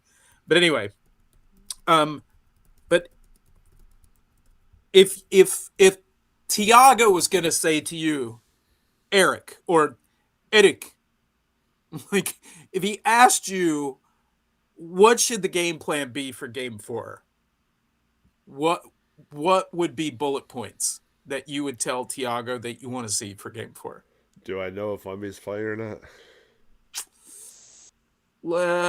Let's say okay, what is the percentage? What would you put the percentage at that Wemby plays on Sunday? Um, Before I answer that question, I'd say 55-45 he plays. wow, I'm 75. He doesn't play. Yeah. I don't see any reason now after this performance by that bunch. I don't see any reason that they do play him. Probably Now do this again, again without him. you brought up the point of well, it could just be a matter of he clears protocol and then he goes back in the lineup. I get that. Okay, let's say I'm right. That'll be fun. Yeah. Let's say I'm right, and Wemby's not going to play. Although they're going to do this again. Like we're not going to find this out until about 10:30 on Sunday, and there's no shame in that. The Spurs absolutely should do that. We should also make Damian Lillard questionable, and Yeah. and make them. Think You around. you put a couple packages in where you have to worry. Yeah. No, but the Blazers are going to do that. But so take for granted that Wemby's not going to play, and Tiago asked you for bullet points for game 4 to get a victory and tie this thing up at 2. What would your bullet points be? Well, I have two main ones, one on offense, one on defense. Uh, Do on something. on defense, I think I would tell everyone to like back off 2 feet from the player they're guarding and just say keep everyone in front of you. If they pull up from 8 to 15 feet, and if Fox is making that shot or Harper's making that shot, we'll live with it. But what we can't have happen is like The tonight draw and when they're kick. getting to the rim or getting the lob to Cornette because the big has to help, um, or it leaves offensive rebounding vulnerable because someone had to come and help. And so my first thing on defense would be to just kind of sag off, make them hit tough shots with the hand in their face, but don't overplay and let them get both to the free throw line because they're driving downhill and getting fouled, or all those plays where they're putting our defense in a tough position. Just keep everyone in front of you. On offense, I would I mentioned this earlier, but I would send someone to the middle right around the free throw line. Um, it could be Clingan or Rob or a big. It could be anyone. But I would start um, by having Drew bring the ball up, and I would I would put Denny, Clingan. I would rotate who it was, but you start out in a different position, and then you run to the free throw line. You get that pass, and then you're starting your offense at 15 feet instead of like 30 feet, and you just attack from there once you get the ball. Because I just feel like the Blazers are having a really tough time just getting by a lot of the Spurs defenders on the perimeter. So they need to Yeah. find a way to start their offense a little closer, in my opinion, and not have to rely on it. I would also try. Um, we haven't seen this a lot. I guess they did a couple times throughout the season, but Denny practices posting up a lot. I would love when he's not getting any sort of separation on drives or getting to the basket, getting knocked down, stuff like that. I would love to just see him get a few post touches and see if he can create an advantage there, especially if you get him switched on to a smaller player or someone that's in foul trouble. Um, I would just like to see them utilize him in the post or even the high post and let him operate at 15 feet instead of 25 feet. Mm-hmm. Yeah, that all sounds good. Um, I would say make some shots. But Yeah. I'm real simple with my coaching adjustments. Um, Well, what no, what that's the problem, Rich. It feels like that is the game plan from our right? actual coaches is, oh, well, Denny won't shoot 3 for 15 or whatever he was again. So, like, we Yeah. just have to roll out that same game plan and hope that It's Denny very doesn't. stotsy. It's very we just Yeah. miss shots. I mean, Yeah. we've been there before. Tonight was kind of one of those games where it's like this is like almost the worst way to lose a playoff game like that in this circumstance because no matter what happens in game 4, like we would almost have to have a 20-point lead to feel like we're in some new stratosphere of a game situation Yeah. as opposed to even if we came out in game 4 and got out to like a 10 or 12 point, first quarter lead, second quarter lead, something like that. A game like tonight, I especially with a young team, not only like us, but like them as well, having that knowledge of, well, let's hang around, we can get back in it. The Blazers can go on a scoring drought. I think at one point, I mean, we already said that the Spurs finished the game. I think it was, like whatever it was like 53-27 or something like Mm-hmm. that to finish the game. At one point, it was 35-11. I mean, it just like there are so many different machinations of that scoring run that they finished the game with. So even if the Blazers got out to a really solid lead, and I mean, this is going to have to. I mean, we're not going to feel safe until the buzzer sounds on Sunday for us to get a victory. Now, it hasn't necessarily been. I I haven't gone into a game. Well, there might have been one game. Might have been one game this season where I felt it was a winnable game, but I felt like, oh no, we are primed to go into this game and underperform. I don't have a good feeling about this game. And that was actually the game at the Clippers late in the season. We've never had good success here in LA in recent years. And I was thoroughly impressed with how we came out and we handled that game against the Clippers. So most of the times that the Blazers have surprised me this season have not been from a game to game basis, but more so an in game situation. Like we talked about the 7-8 game with the Suns, where they were down 11. Royce O'Neal hit that big three. It kind of seemed like, oh man, they broke our backs. Like we're not going to be able to come back from this. And then they went on a run to come back. Same thing with game 2 when we were down 14 points in the fourth quarter in game 2. And then we found a way to come back and win that game. So within a game, there have been times where the Blazers have surprised us.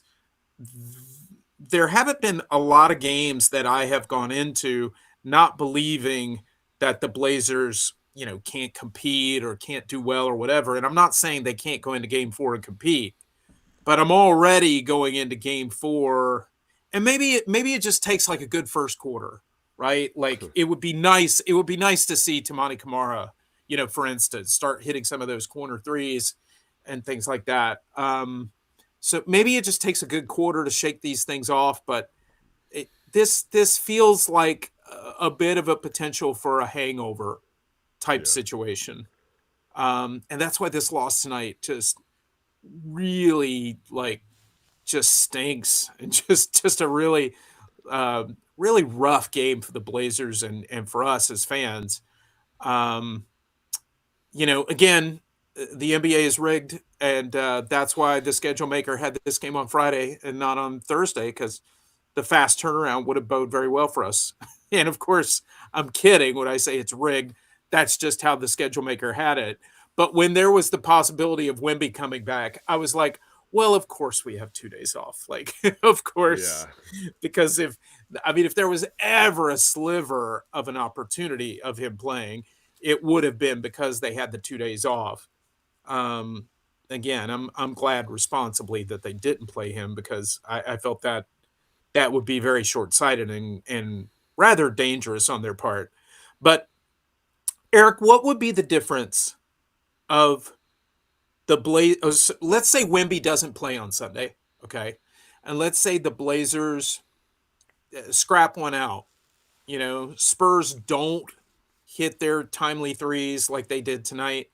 The Blazers, I feel like I'm now saying this for, the third time in a row, but we've had a lot of guys underperform who you kind of expect them to, come back. And Jeremy had 9 points at halftime.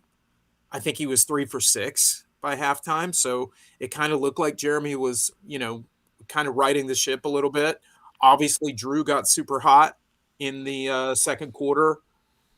Um, but what would be the difference if the Blazers won tonight, closed the deal in this game, and then Wemby came back game 4, they tied the series at 2, and we go back to San Antonio 2-2, like, and now this situation, Spurs don't play Wemby in game 4 because they've got home court advantage back, and we managed to eke this out, and it's still 2-2. Like, is there a difference in your mind, or is it because of the way that we lost tonight? It like the vibes are just bad. Yeah, I think it's that. It feels like, as I mentioned, the pressure in this game looked like it was squarely on Portland. And so, I don't know. It's one of those where you were expected to win, so when you didn't, um, that can be pretty devastating versus if it would have been flipped and you win this game but lose game 4, whether Wemby's there or not, you still feel good because they just tied the series. They didn't go down a game. So I don't know. I feel like I don't remember exactly how you phrased your question, but I feel like it would have been Well, much more you said bearable. going into tonight's game, it was like it was a must win for the Blazers. Yeah. Well, it just see instead of like okay, it's almost like a relief to win a game like this, just because there's so much pressure on you to win without their best player playing. Um, but like,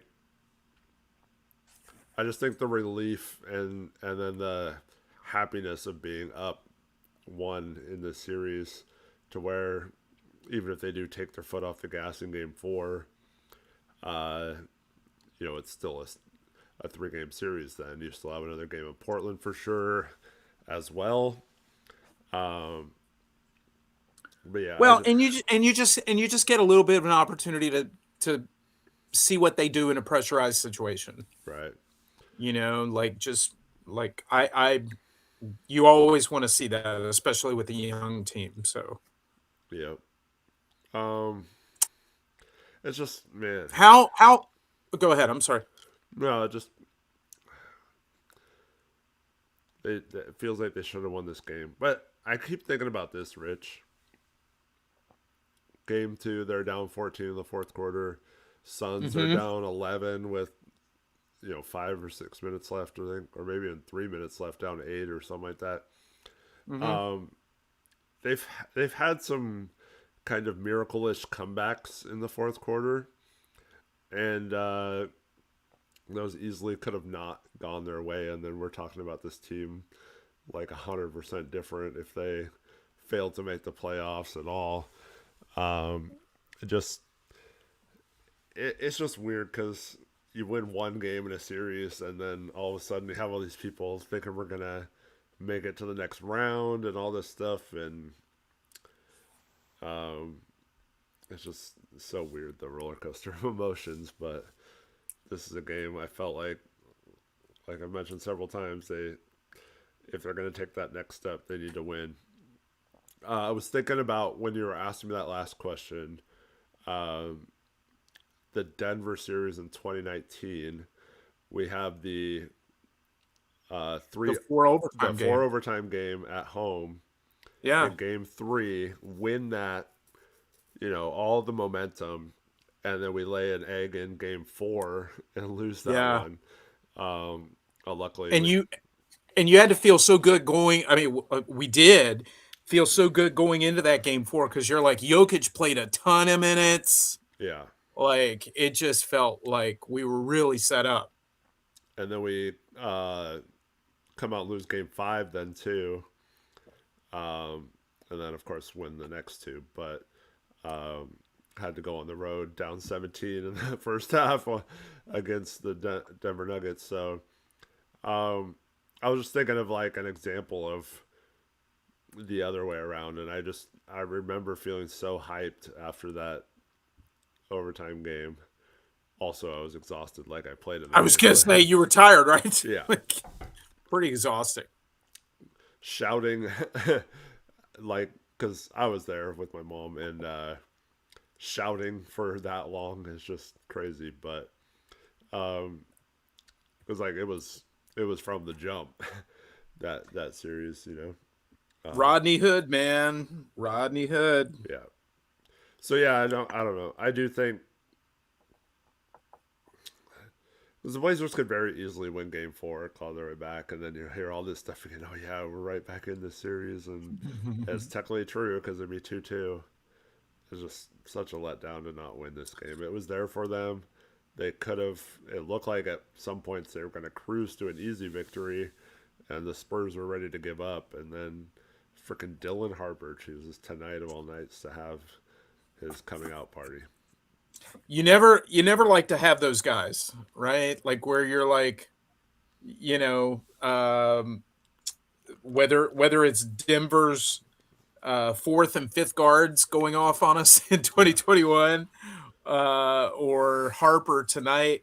Yeah, you never like to see those little used unsung heroes bow up and have a playoff moment against you. Yeah, it's really tough. You wanna what? We did have Let's. one super chat. Let me read that.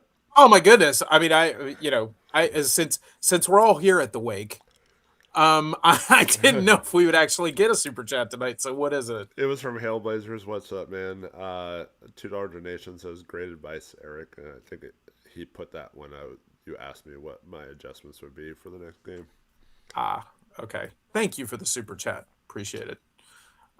You're the real MVP. Um, so you want to talk about what's going on the rest of the playoffs real quick? Any series really catch your eye? I think the Houston Rockets being down 3-0 is hilarious.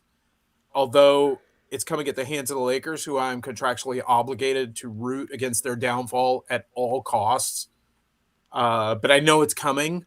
So like no matter what. So, it's kind of amusing to see what's happening to the Rockets because they talk so much smack. But any other series kind of got your Well, eye a little bit, or that Rockets game, they were up 6 with like under a minute left. yeah, Um, Lakers hit a three, and then Reed Shepherd has the ball poked from behind, and LeBron hits a three to tie it, send it to overtime. It's a really exciting game, and they, of course, win in overtime. But being up 3-0, that's crazy. Um, it seemed like the Lakers season was doomed when they had those big injuries right before the playoffs. yeah. And after they had a lot of positive momentum prior to those injuries, I think Austin Reeves got hurt tonight, so I wonder how that'll affect him. But as you and I both know, no team's ever come back from 3-0. I'm sure someone on the Rockets is going to give the quote, "Why not us? We could be the first," Of course. as is someone's responsibility when you get down that much in a series. But yeah, um, Did you say that Austin Reeves got hurt tonight? I think he's been hurt for a while. I think the discussion with him is he's potentially on his way back soon. I thought someone said that maybe it wasn't in the game, but like he had a setback or re-injured it or something. A setback. Oh, like in his rehab or whatever. Oh, I I may had have reread it. Someone in chat said it earlier. If you're still in chat, I don't know okay, what it was. Yeah. okay. And then I mean, there's some rumbling about Luca or whatever, just at some point. Um, any other series kind of catch your attention? Well, Boston tonight Where gets back in Boston the series. Boston tonight gets back in their series. Yeah. Gets Um, back home court, I should say. Jokic with a rare dud. I mean, kind of kind of crazy to see Jokic not have a good playoff game. That I mean, that's how spoiled that NBA fans have been by how good he's been. Do you think Minnesota's going to take that series? Um, I still think Denver ends up winning that series. Okay, so Um, you think they probably tie it at 2, and then yeah, 3 game series with 2 games on their home court? yeah. Obviously, whoever wins the next game is probably going to win that series. But Yeah. What about the Hawks? Are they going to finish off the? Are they going to finish off the Knicks? I Are would they going to like, beat the Knicks? I would like to say yes, but something tells me CJ is due for a bad game. Um, yeah. Um, Orlando and Detroit. yeah. They haven't had game 3 yet. That'll be No, tomorrow. not yet. Yeah. But yeah. I mean, the Magic obviously played really well in game 1. Did not play well in game 2. Um, Cleveland losing to the Raptors. Was that last night? Yeah, and the Raptors pulled away like late. That game was close for a long time. Yeah. Alex Wolf was texting me. He was sweating like crazy. Yeah. And then all of a sudden they got very quiet because Toronto started hitting shots. Cleveland did not. But I still think, if you're anybody looking to win a championship outside of like the Thunder, which I don't think the Thunder's really worried about anybody at this point. I mean, they would have issues with Wemby once they would get to the conference finals. But if you're a team looking for a preferable route to the NBA finals, I don't think there's anybody out there that has a better one than Cleveland. Yeah, I So, agree. It matches up really well for them. But got to take care of business first. If they lose well, that game and let let Toronto right back into that series tied to 2, yeah, it's not good for them. yeah, you don't want to go 2-2. You want to hurry up and try to take that game 4, win in Cleveland in game 5, and then you want to sit back and watch what happens with Orlando and Detroit. And if Detroit is going to pull that series out, you hope it's going to be a lengthy series, and then they can just jump all over them once the second round starts. So Yeah, I know Alex, our buddy Alex is super stoked about Cleveland's potential path. Now, if the Knicks get knocked out, and obviously Boston took back home court advantage tonight, so I think a lot of people kind of expect Boston to be in the conference finals. A Cleveland Boston conference finals is pretty tasty, I Yeah, think. if you're into Um, basketball, maybe not. yeah, OKC gonna sweep Phoenix. Yeah, I think so. Yeah, I think so too. They just I think so overpowered them. too. Yeah, They got the refs on and their then side too. yeah, well, I mean, of course, of course. I mean, it's hard to play 8 guys. Yeah, So, but I mean, that's about it. That's about it for the NBA. It's about it for talking about this ugh, just hot, steaming pile of a game.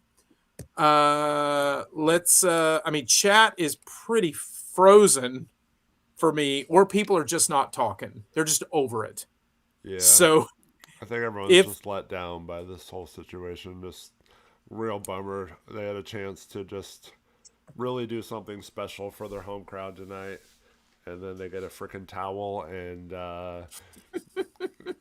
end up blowing a 15-point second half lead. Yeah, it's just if only it were t-shirts. yeah. If it was a t-shirt tonight, Eric, we could have won this thing. And once So again, for the record, I'm kind of joking. Like I don't care what the thing is. Towel is fine, but they kind of hyped it into more being something really cool, and then they just brought out a towel. yeah, it's like everybody's gonna see it. Like, It's okay. gonna make a difference in the crowd. So what is the scuttlebutt for game 4? I mean, are they doing a giveaway again? Is it towels again? Like, Uh, or do we even know? these ones specifically said Game 3 with the date on it, so maybe they're just doing Okay. the same thing, just changing the date. Okay. It'd be really funny if the giveaway for game 4 was just like towels with a 3 marked over it and then a 4 on top of it. That'd be fantastic. It's like a crappy sticker that falls off. Like they just That would be good. That would be good stuff. Rip, How Rip City Baby says, "Was there? No one used the towel." Yeah, great. I never saw the towel. I Yeah, never I didn't see people saw waving either. people waving the towel or anything like that. People, maybe we should be doing the ole ole ole chant. Like maybe maybe I'm a hater. Maybe there's something to the ole ole ole. Yeah, maybe. Although Um, they did lose game 2, but yeah, true, true. um, Brian the Kid said I was the only one swinging my towel in my entire section. Um, yeah, I don't know. I mean, How was the so who said that? Brian the Kid. Oh, did you say okay? So what was the vibe in the building for like starting lineups, Scoot's first couple of shots, stuff like that? Since you were there, like I bet it was loads of fun and electric while it lasted. Yeah, I mean, it Um, looked pretty hyped till the collapse in the fourth. yeah, so I'm just asking them like to speak up, in the chat and say Vibe that. was good. Says Rip City Baby was also there. Okay. Yeah. I caught a couple of glimpses of Dunda during the game. I don't know if you saw. Did you Yeah. see? Yep. Yeah. Did he actually have a blazer hat on? I didn't see that. I didn't see. I don't think I I saw him with a couldn't hat on. I'm I not couldn't sure. tell what his hat said, but or Yeah. what logo was, but Um. I just kept thinking about during the game, like, how did you buy a team and show up to the first day in a Hartford Whalers hat? Like, really? You couldn't get one just like for one day put on a freaking Is- blazer hat? Couldn't. Is that sending a message? Is that what you're doing? Yeah. How hard is it to get the pinwheel, and just put it on? Just I'm gonna need you to wear the hat. I'm gonna need you to do it. Yeah. Um. Yeah. This is probably a better conversation for Sunday, because hopefully we'll be talking about a win. And maybe more people will be able to participate in this conversation, that kind of thing. But we can just touch on this very quickly for a second. Eric, I have said this on this channel before, and I will continue to say it. Oh, by the way, somebody on the video that you posted last night, they were talking to me. They weren't talking to you. Maybe they were talking to you now that I think about it. Well, But I think people got confused. yeah, yeah. Well, I mean, I I said try my to tell people, I try to tell people when I'm chatting with the Ripsy yeah, Retro yeah. name, like, I realized um, that after I liked a bunch of posts, I was like, wait, I haven't read this comment. How did I like it already? And I was like, oh, we're on the it's same me. account. Yeah, Yeah, yeah. yeah. We need to figure that out so it's not Oh, it's okay. confusing. I But once I realized it, I just switched back to mine. okay, so but somebody said something along the lines of like, you owe Cronin an apology. Uh, And my thing was, I don't owe Cronin an apology. Like, he may have stumbled into some good things, and you can't take the Denny trade away from him at all. You can't take Tumani, away from him. However, you know the ways that he's gaslit and blown smoke, and I give him full grace for carrying out the instructions of Jody Allen, yeah, who really was not emotionally invested in the team's success and and Burt Cold. all of that stuff. But you know I am perfectly willing to shift gears on anybody in a Blazer uniform, in a Blazer polo, and by that I mean an executive, or I'm ready to shift gears on anybody wearing a Hartford Whalers hat. Like, I will shift gears if I am given new information. I think that's what we all should do. Like, we shouldn't be so tribal that we're just dug in. Like, I hate Cronin, I love Cronin. Like you should be able to move and pivot and things like that. And I give all this preface and context to say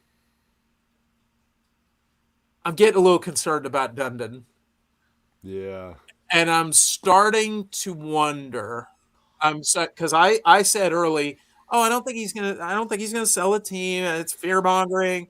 Don't fall for that, et cetera, et cetera. It seems like he's gonna pay for the players, and I understand if there's some fiscal responsibility, and that's gonna be a little hard for us because we were the first NBA team with our own private plane, and we're used to these great amenities that make up for our state sales tax, raining all the time, so on and so forth. So, we're going to have to get used to having a different kind of billionaire in town, where Paul Allen was very, very different. However, I'm tracking it, and I'm fully ready to pivot if need be on Dundon, because there's a lot of smoke, and I'm patient enough to let it play out and watch it unfold. But there are times where if the toothpaste is out of the tube, it gets very, very difficult when everybody in the NBA, you got Bill Simmons calling Dundon, what did he call? Oh, El Cheapo. I call him El Cheapo. And then, you've got uh, Rachel Nichols talking about the situation. Like, Chris so all reacts. Yeah, this, yeah, so all this stuff it's like getting in the ether. Like, everybody's talking about it. And my thing is, if he doesn't care, and if he's willing to just establish this almost adversarial villain type role. Now, again, I can understand if his attitude is wait till you see what I do with the roster, and if we're winning, and you'll love me, and stuff like that. But I'm I'm willing to pivot, and the events of this past week um just have my attention. I feel like it's not hard to come into a franchise, and for lack of a better term, and I this is a lazy term, but it's late and we're both tired and stuff like that.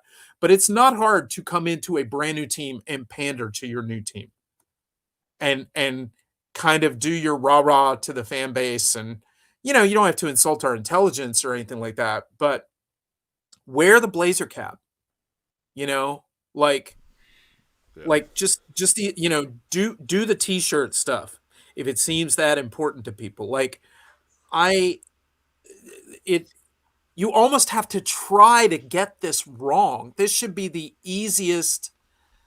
I mean, you are the person showing up in the middle of the desert with a canteen of water after the experience that we just had with Jody. Now, a lot of people would say, "Well, grass wasn't greener, was it?" But as we talked about before, the ceiling was always going to be very low with Jody. You weren't going to be able to go too far with her.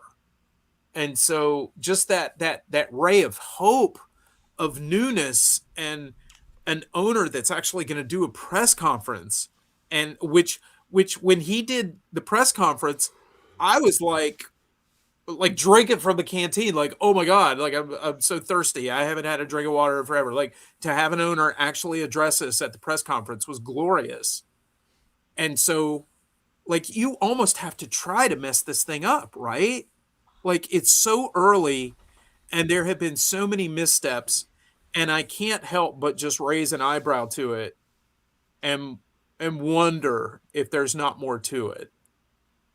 So it's just something I'm paying attention to. Yeah, let me go all the way back to the beginning of that for a second and just say, in terms of Joe Cronin and whether he's owed an apology, I don't think he is. I think he's done some good moves. He's done some horrific moves. And some just no moves. Yeah, and so yeah, he's been okay.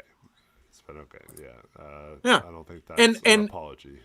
and you're probably like me too. You would love nothing more than for him to win a championship, right?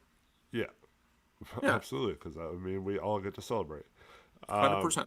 And then I'll give him his flowers. But in terms of the Dundon thing, once again, it's weird how he's become like the butt of every national joke. Like, everyone's just making fun of his Wait. cheapness. Like, where was the honeymoon period, Rich? Like, is it because maybe, a lot of times this took a really long time for him to become the actual owner. So is it because, like, we've kind of just had the honeymoon phase while he wasn't actually the owner, over almost It's not a bad theory. and so he comes in, but some of the stuff, man,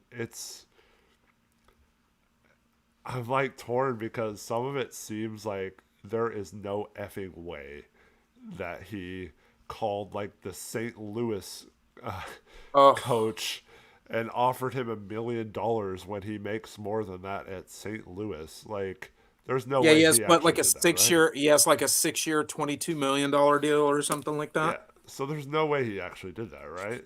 Like, that's I gotta hope be not. wrong, right? Well, then the reports are that that guy signed that extension like in March, Mhm. and Dundon hadn't taken over the team yet, and he's not allowed to be offering coaches that. Now, obviously, through back channels and stuff like that, you can gauge somebody's interest. But my goodness, man. And by the way, I feel bad for Tiago. I feel bad for Tiago. I mean, look, I mean, Tiago's rotations have been a problem. Getting the ball in bounds has been a problem. Stopping runs and making adjustments on the fly has been a problem.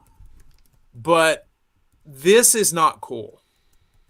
All of the stories of him actively searching for a coach right now.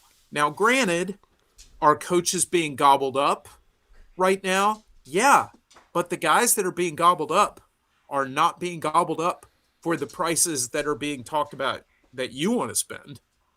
Yeah. I don't know anybody that's being gobbled up for the prices that he wants to spend.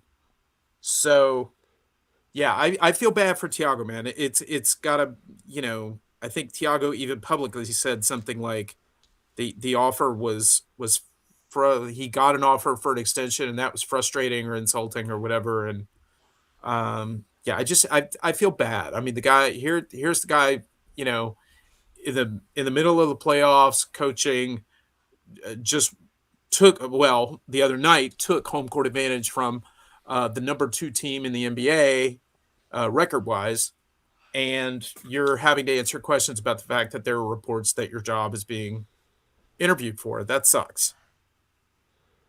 Yeah, it really does. Hopefully, it's just because they're made up. Hopefully. I know a lot of it hasn't come from anyone credible, but I mean, Dundon himself has said that he's trying to cut as much as possible and do things. Now, once again, if he's able to turn that around and make the on court product good because he's saving money elsewhere and invests all his resources into the actual team, then you can maybe justify it. But I don't know. It's just a bad look to be the butt of so many jokes nationally when this should be one of the most exciting times for Blazer fans right now. For sure. You know what was a big one that did it for me? The team masseuse story. Oh Did you see yeah, that one? yeah. She wasn't even allowed to have her own room to do the massages. Yeah, Yeah, that's a problem yeah. because in between games, players are going to want to get their massages and things like that. And if she's like, okay, well, let me figure out where we can set up or, you know, meet me in the conference room, like downstairs. Yeah, I mean, like that kind of stuff. Now you're starting to interfere with luxuries that players are used to, Hmm. and that's a problem.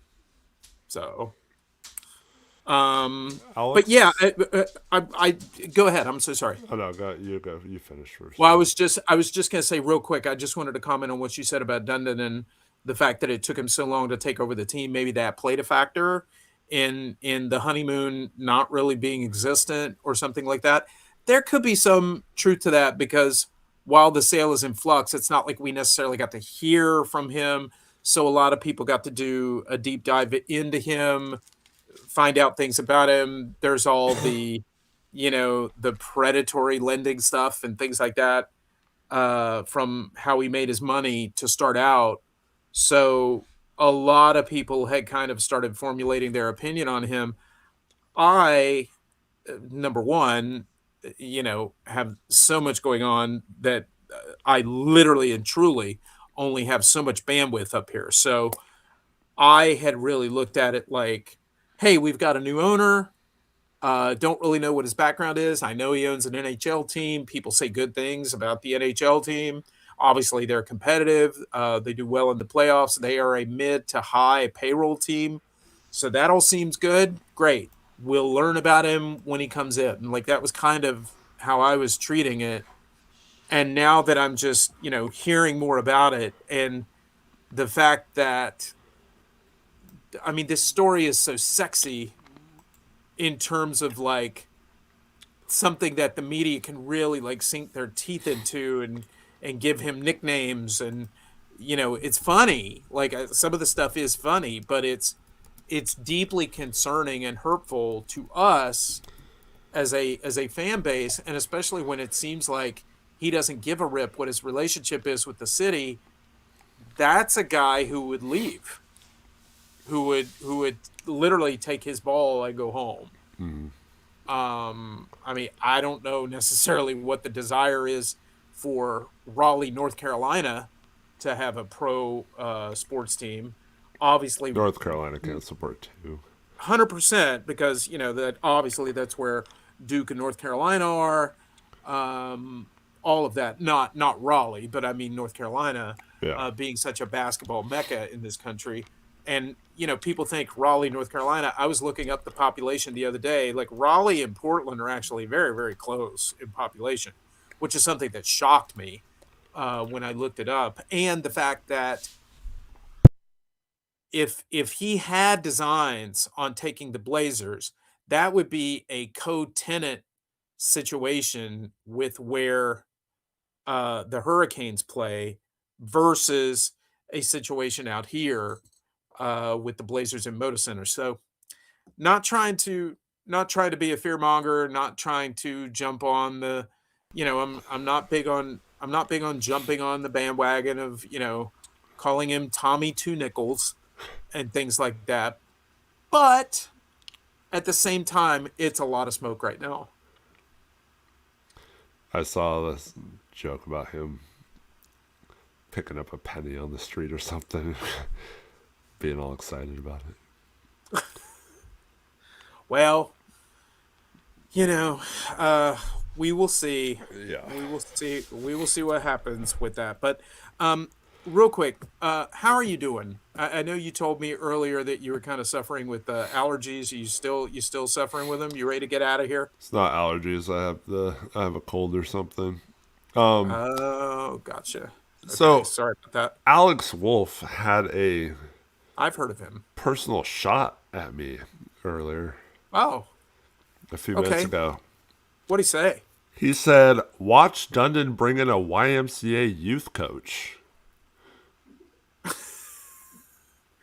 Why What's is that that a supposed shot to at mean, you? Alex? Is that what you do? Guess who has to wake up for an 8:30 game in the morning for my daughter's YMCA youth team?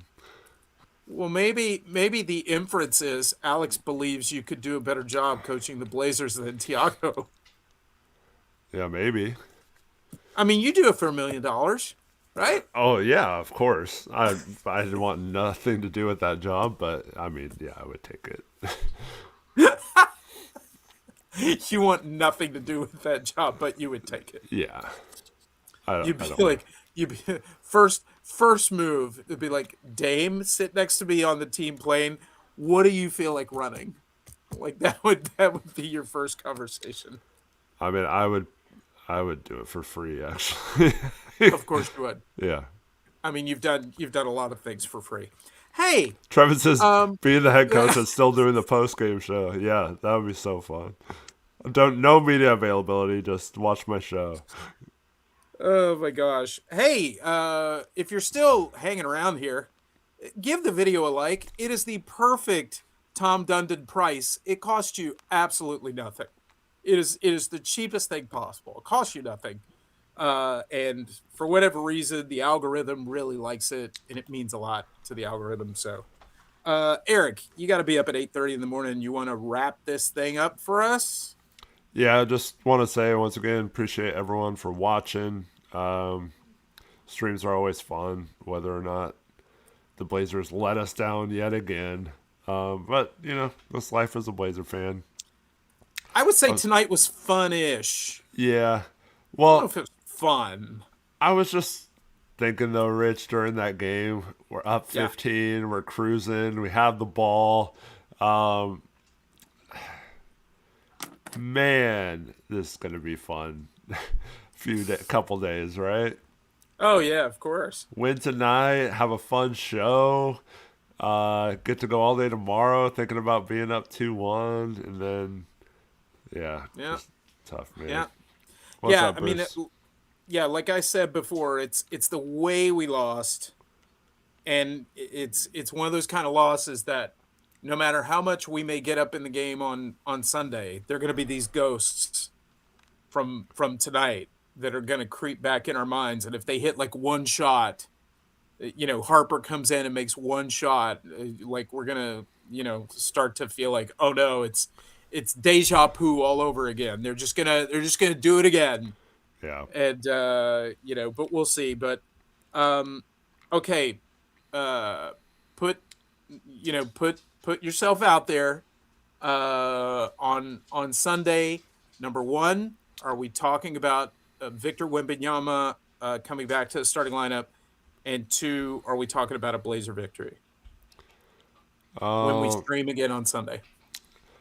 After tonight, this is a downer for me, so I'm gonna say doesn't matter if Wemby plays, we're gonna lose and be down 3-1, and then you can all see me very excited if we win.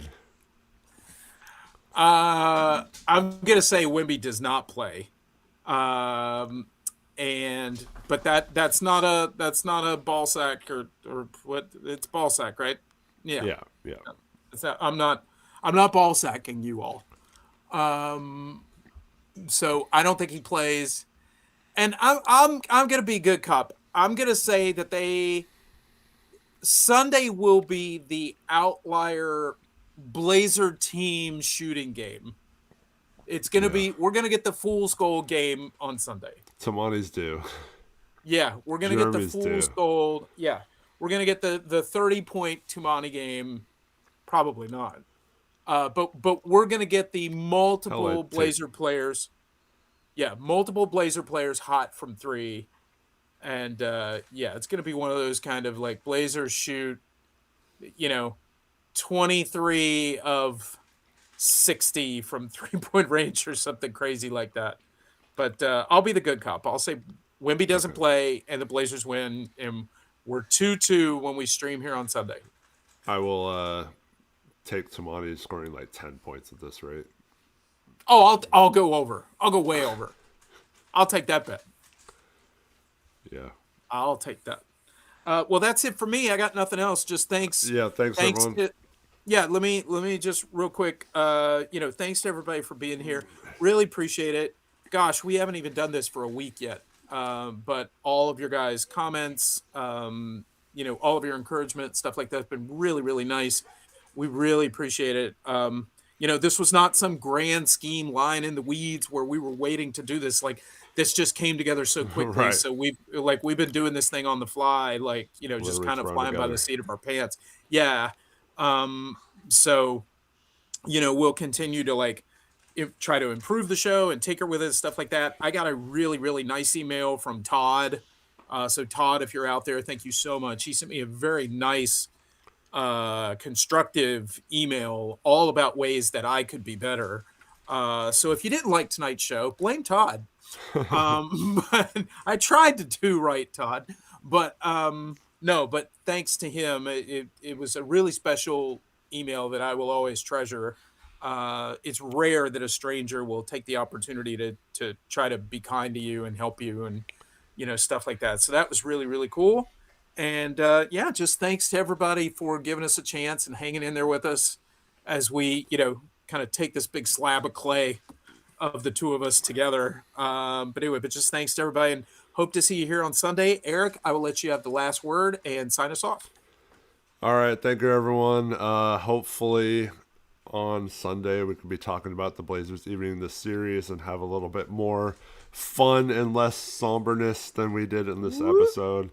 But I hope everyone has a good weekend until then. And early game, so Blazers only have a day and a half to sulk before they're right back on the court. Could be a good thing. 12:30 start Pacific time on Sunday, and that means early post-game show as well. So we'll be right here and hope to see you on that stream. And like Rich said, thank you so much for the support that you guys have shown, comments, everyone participating in chat, and just watching our videos and streams and stuff.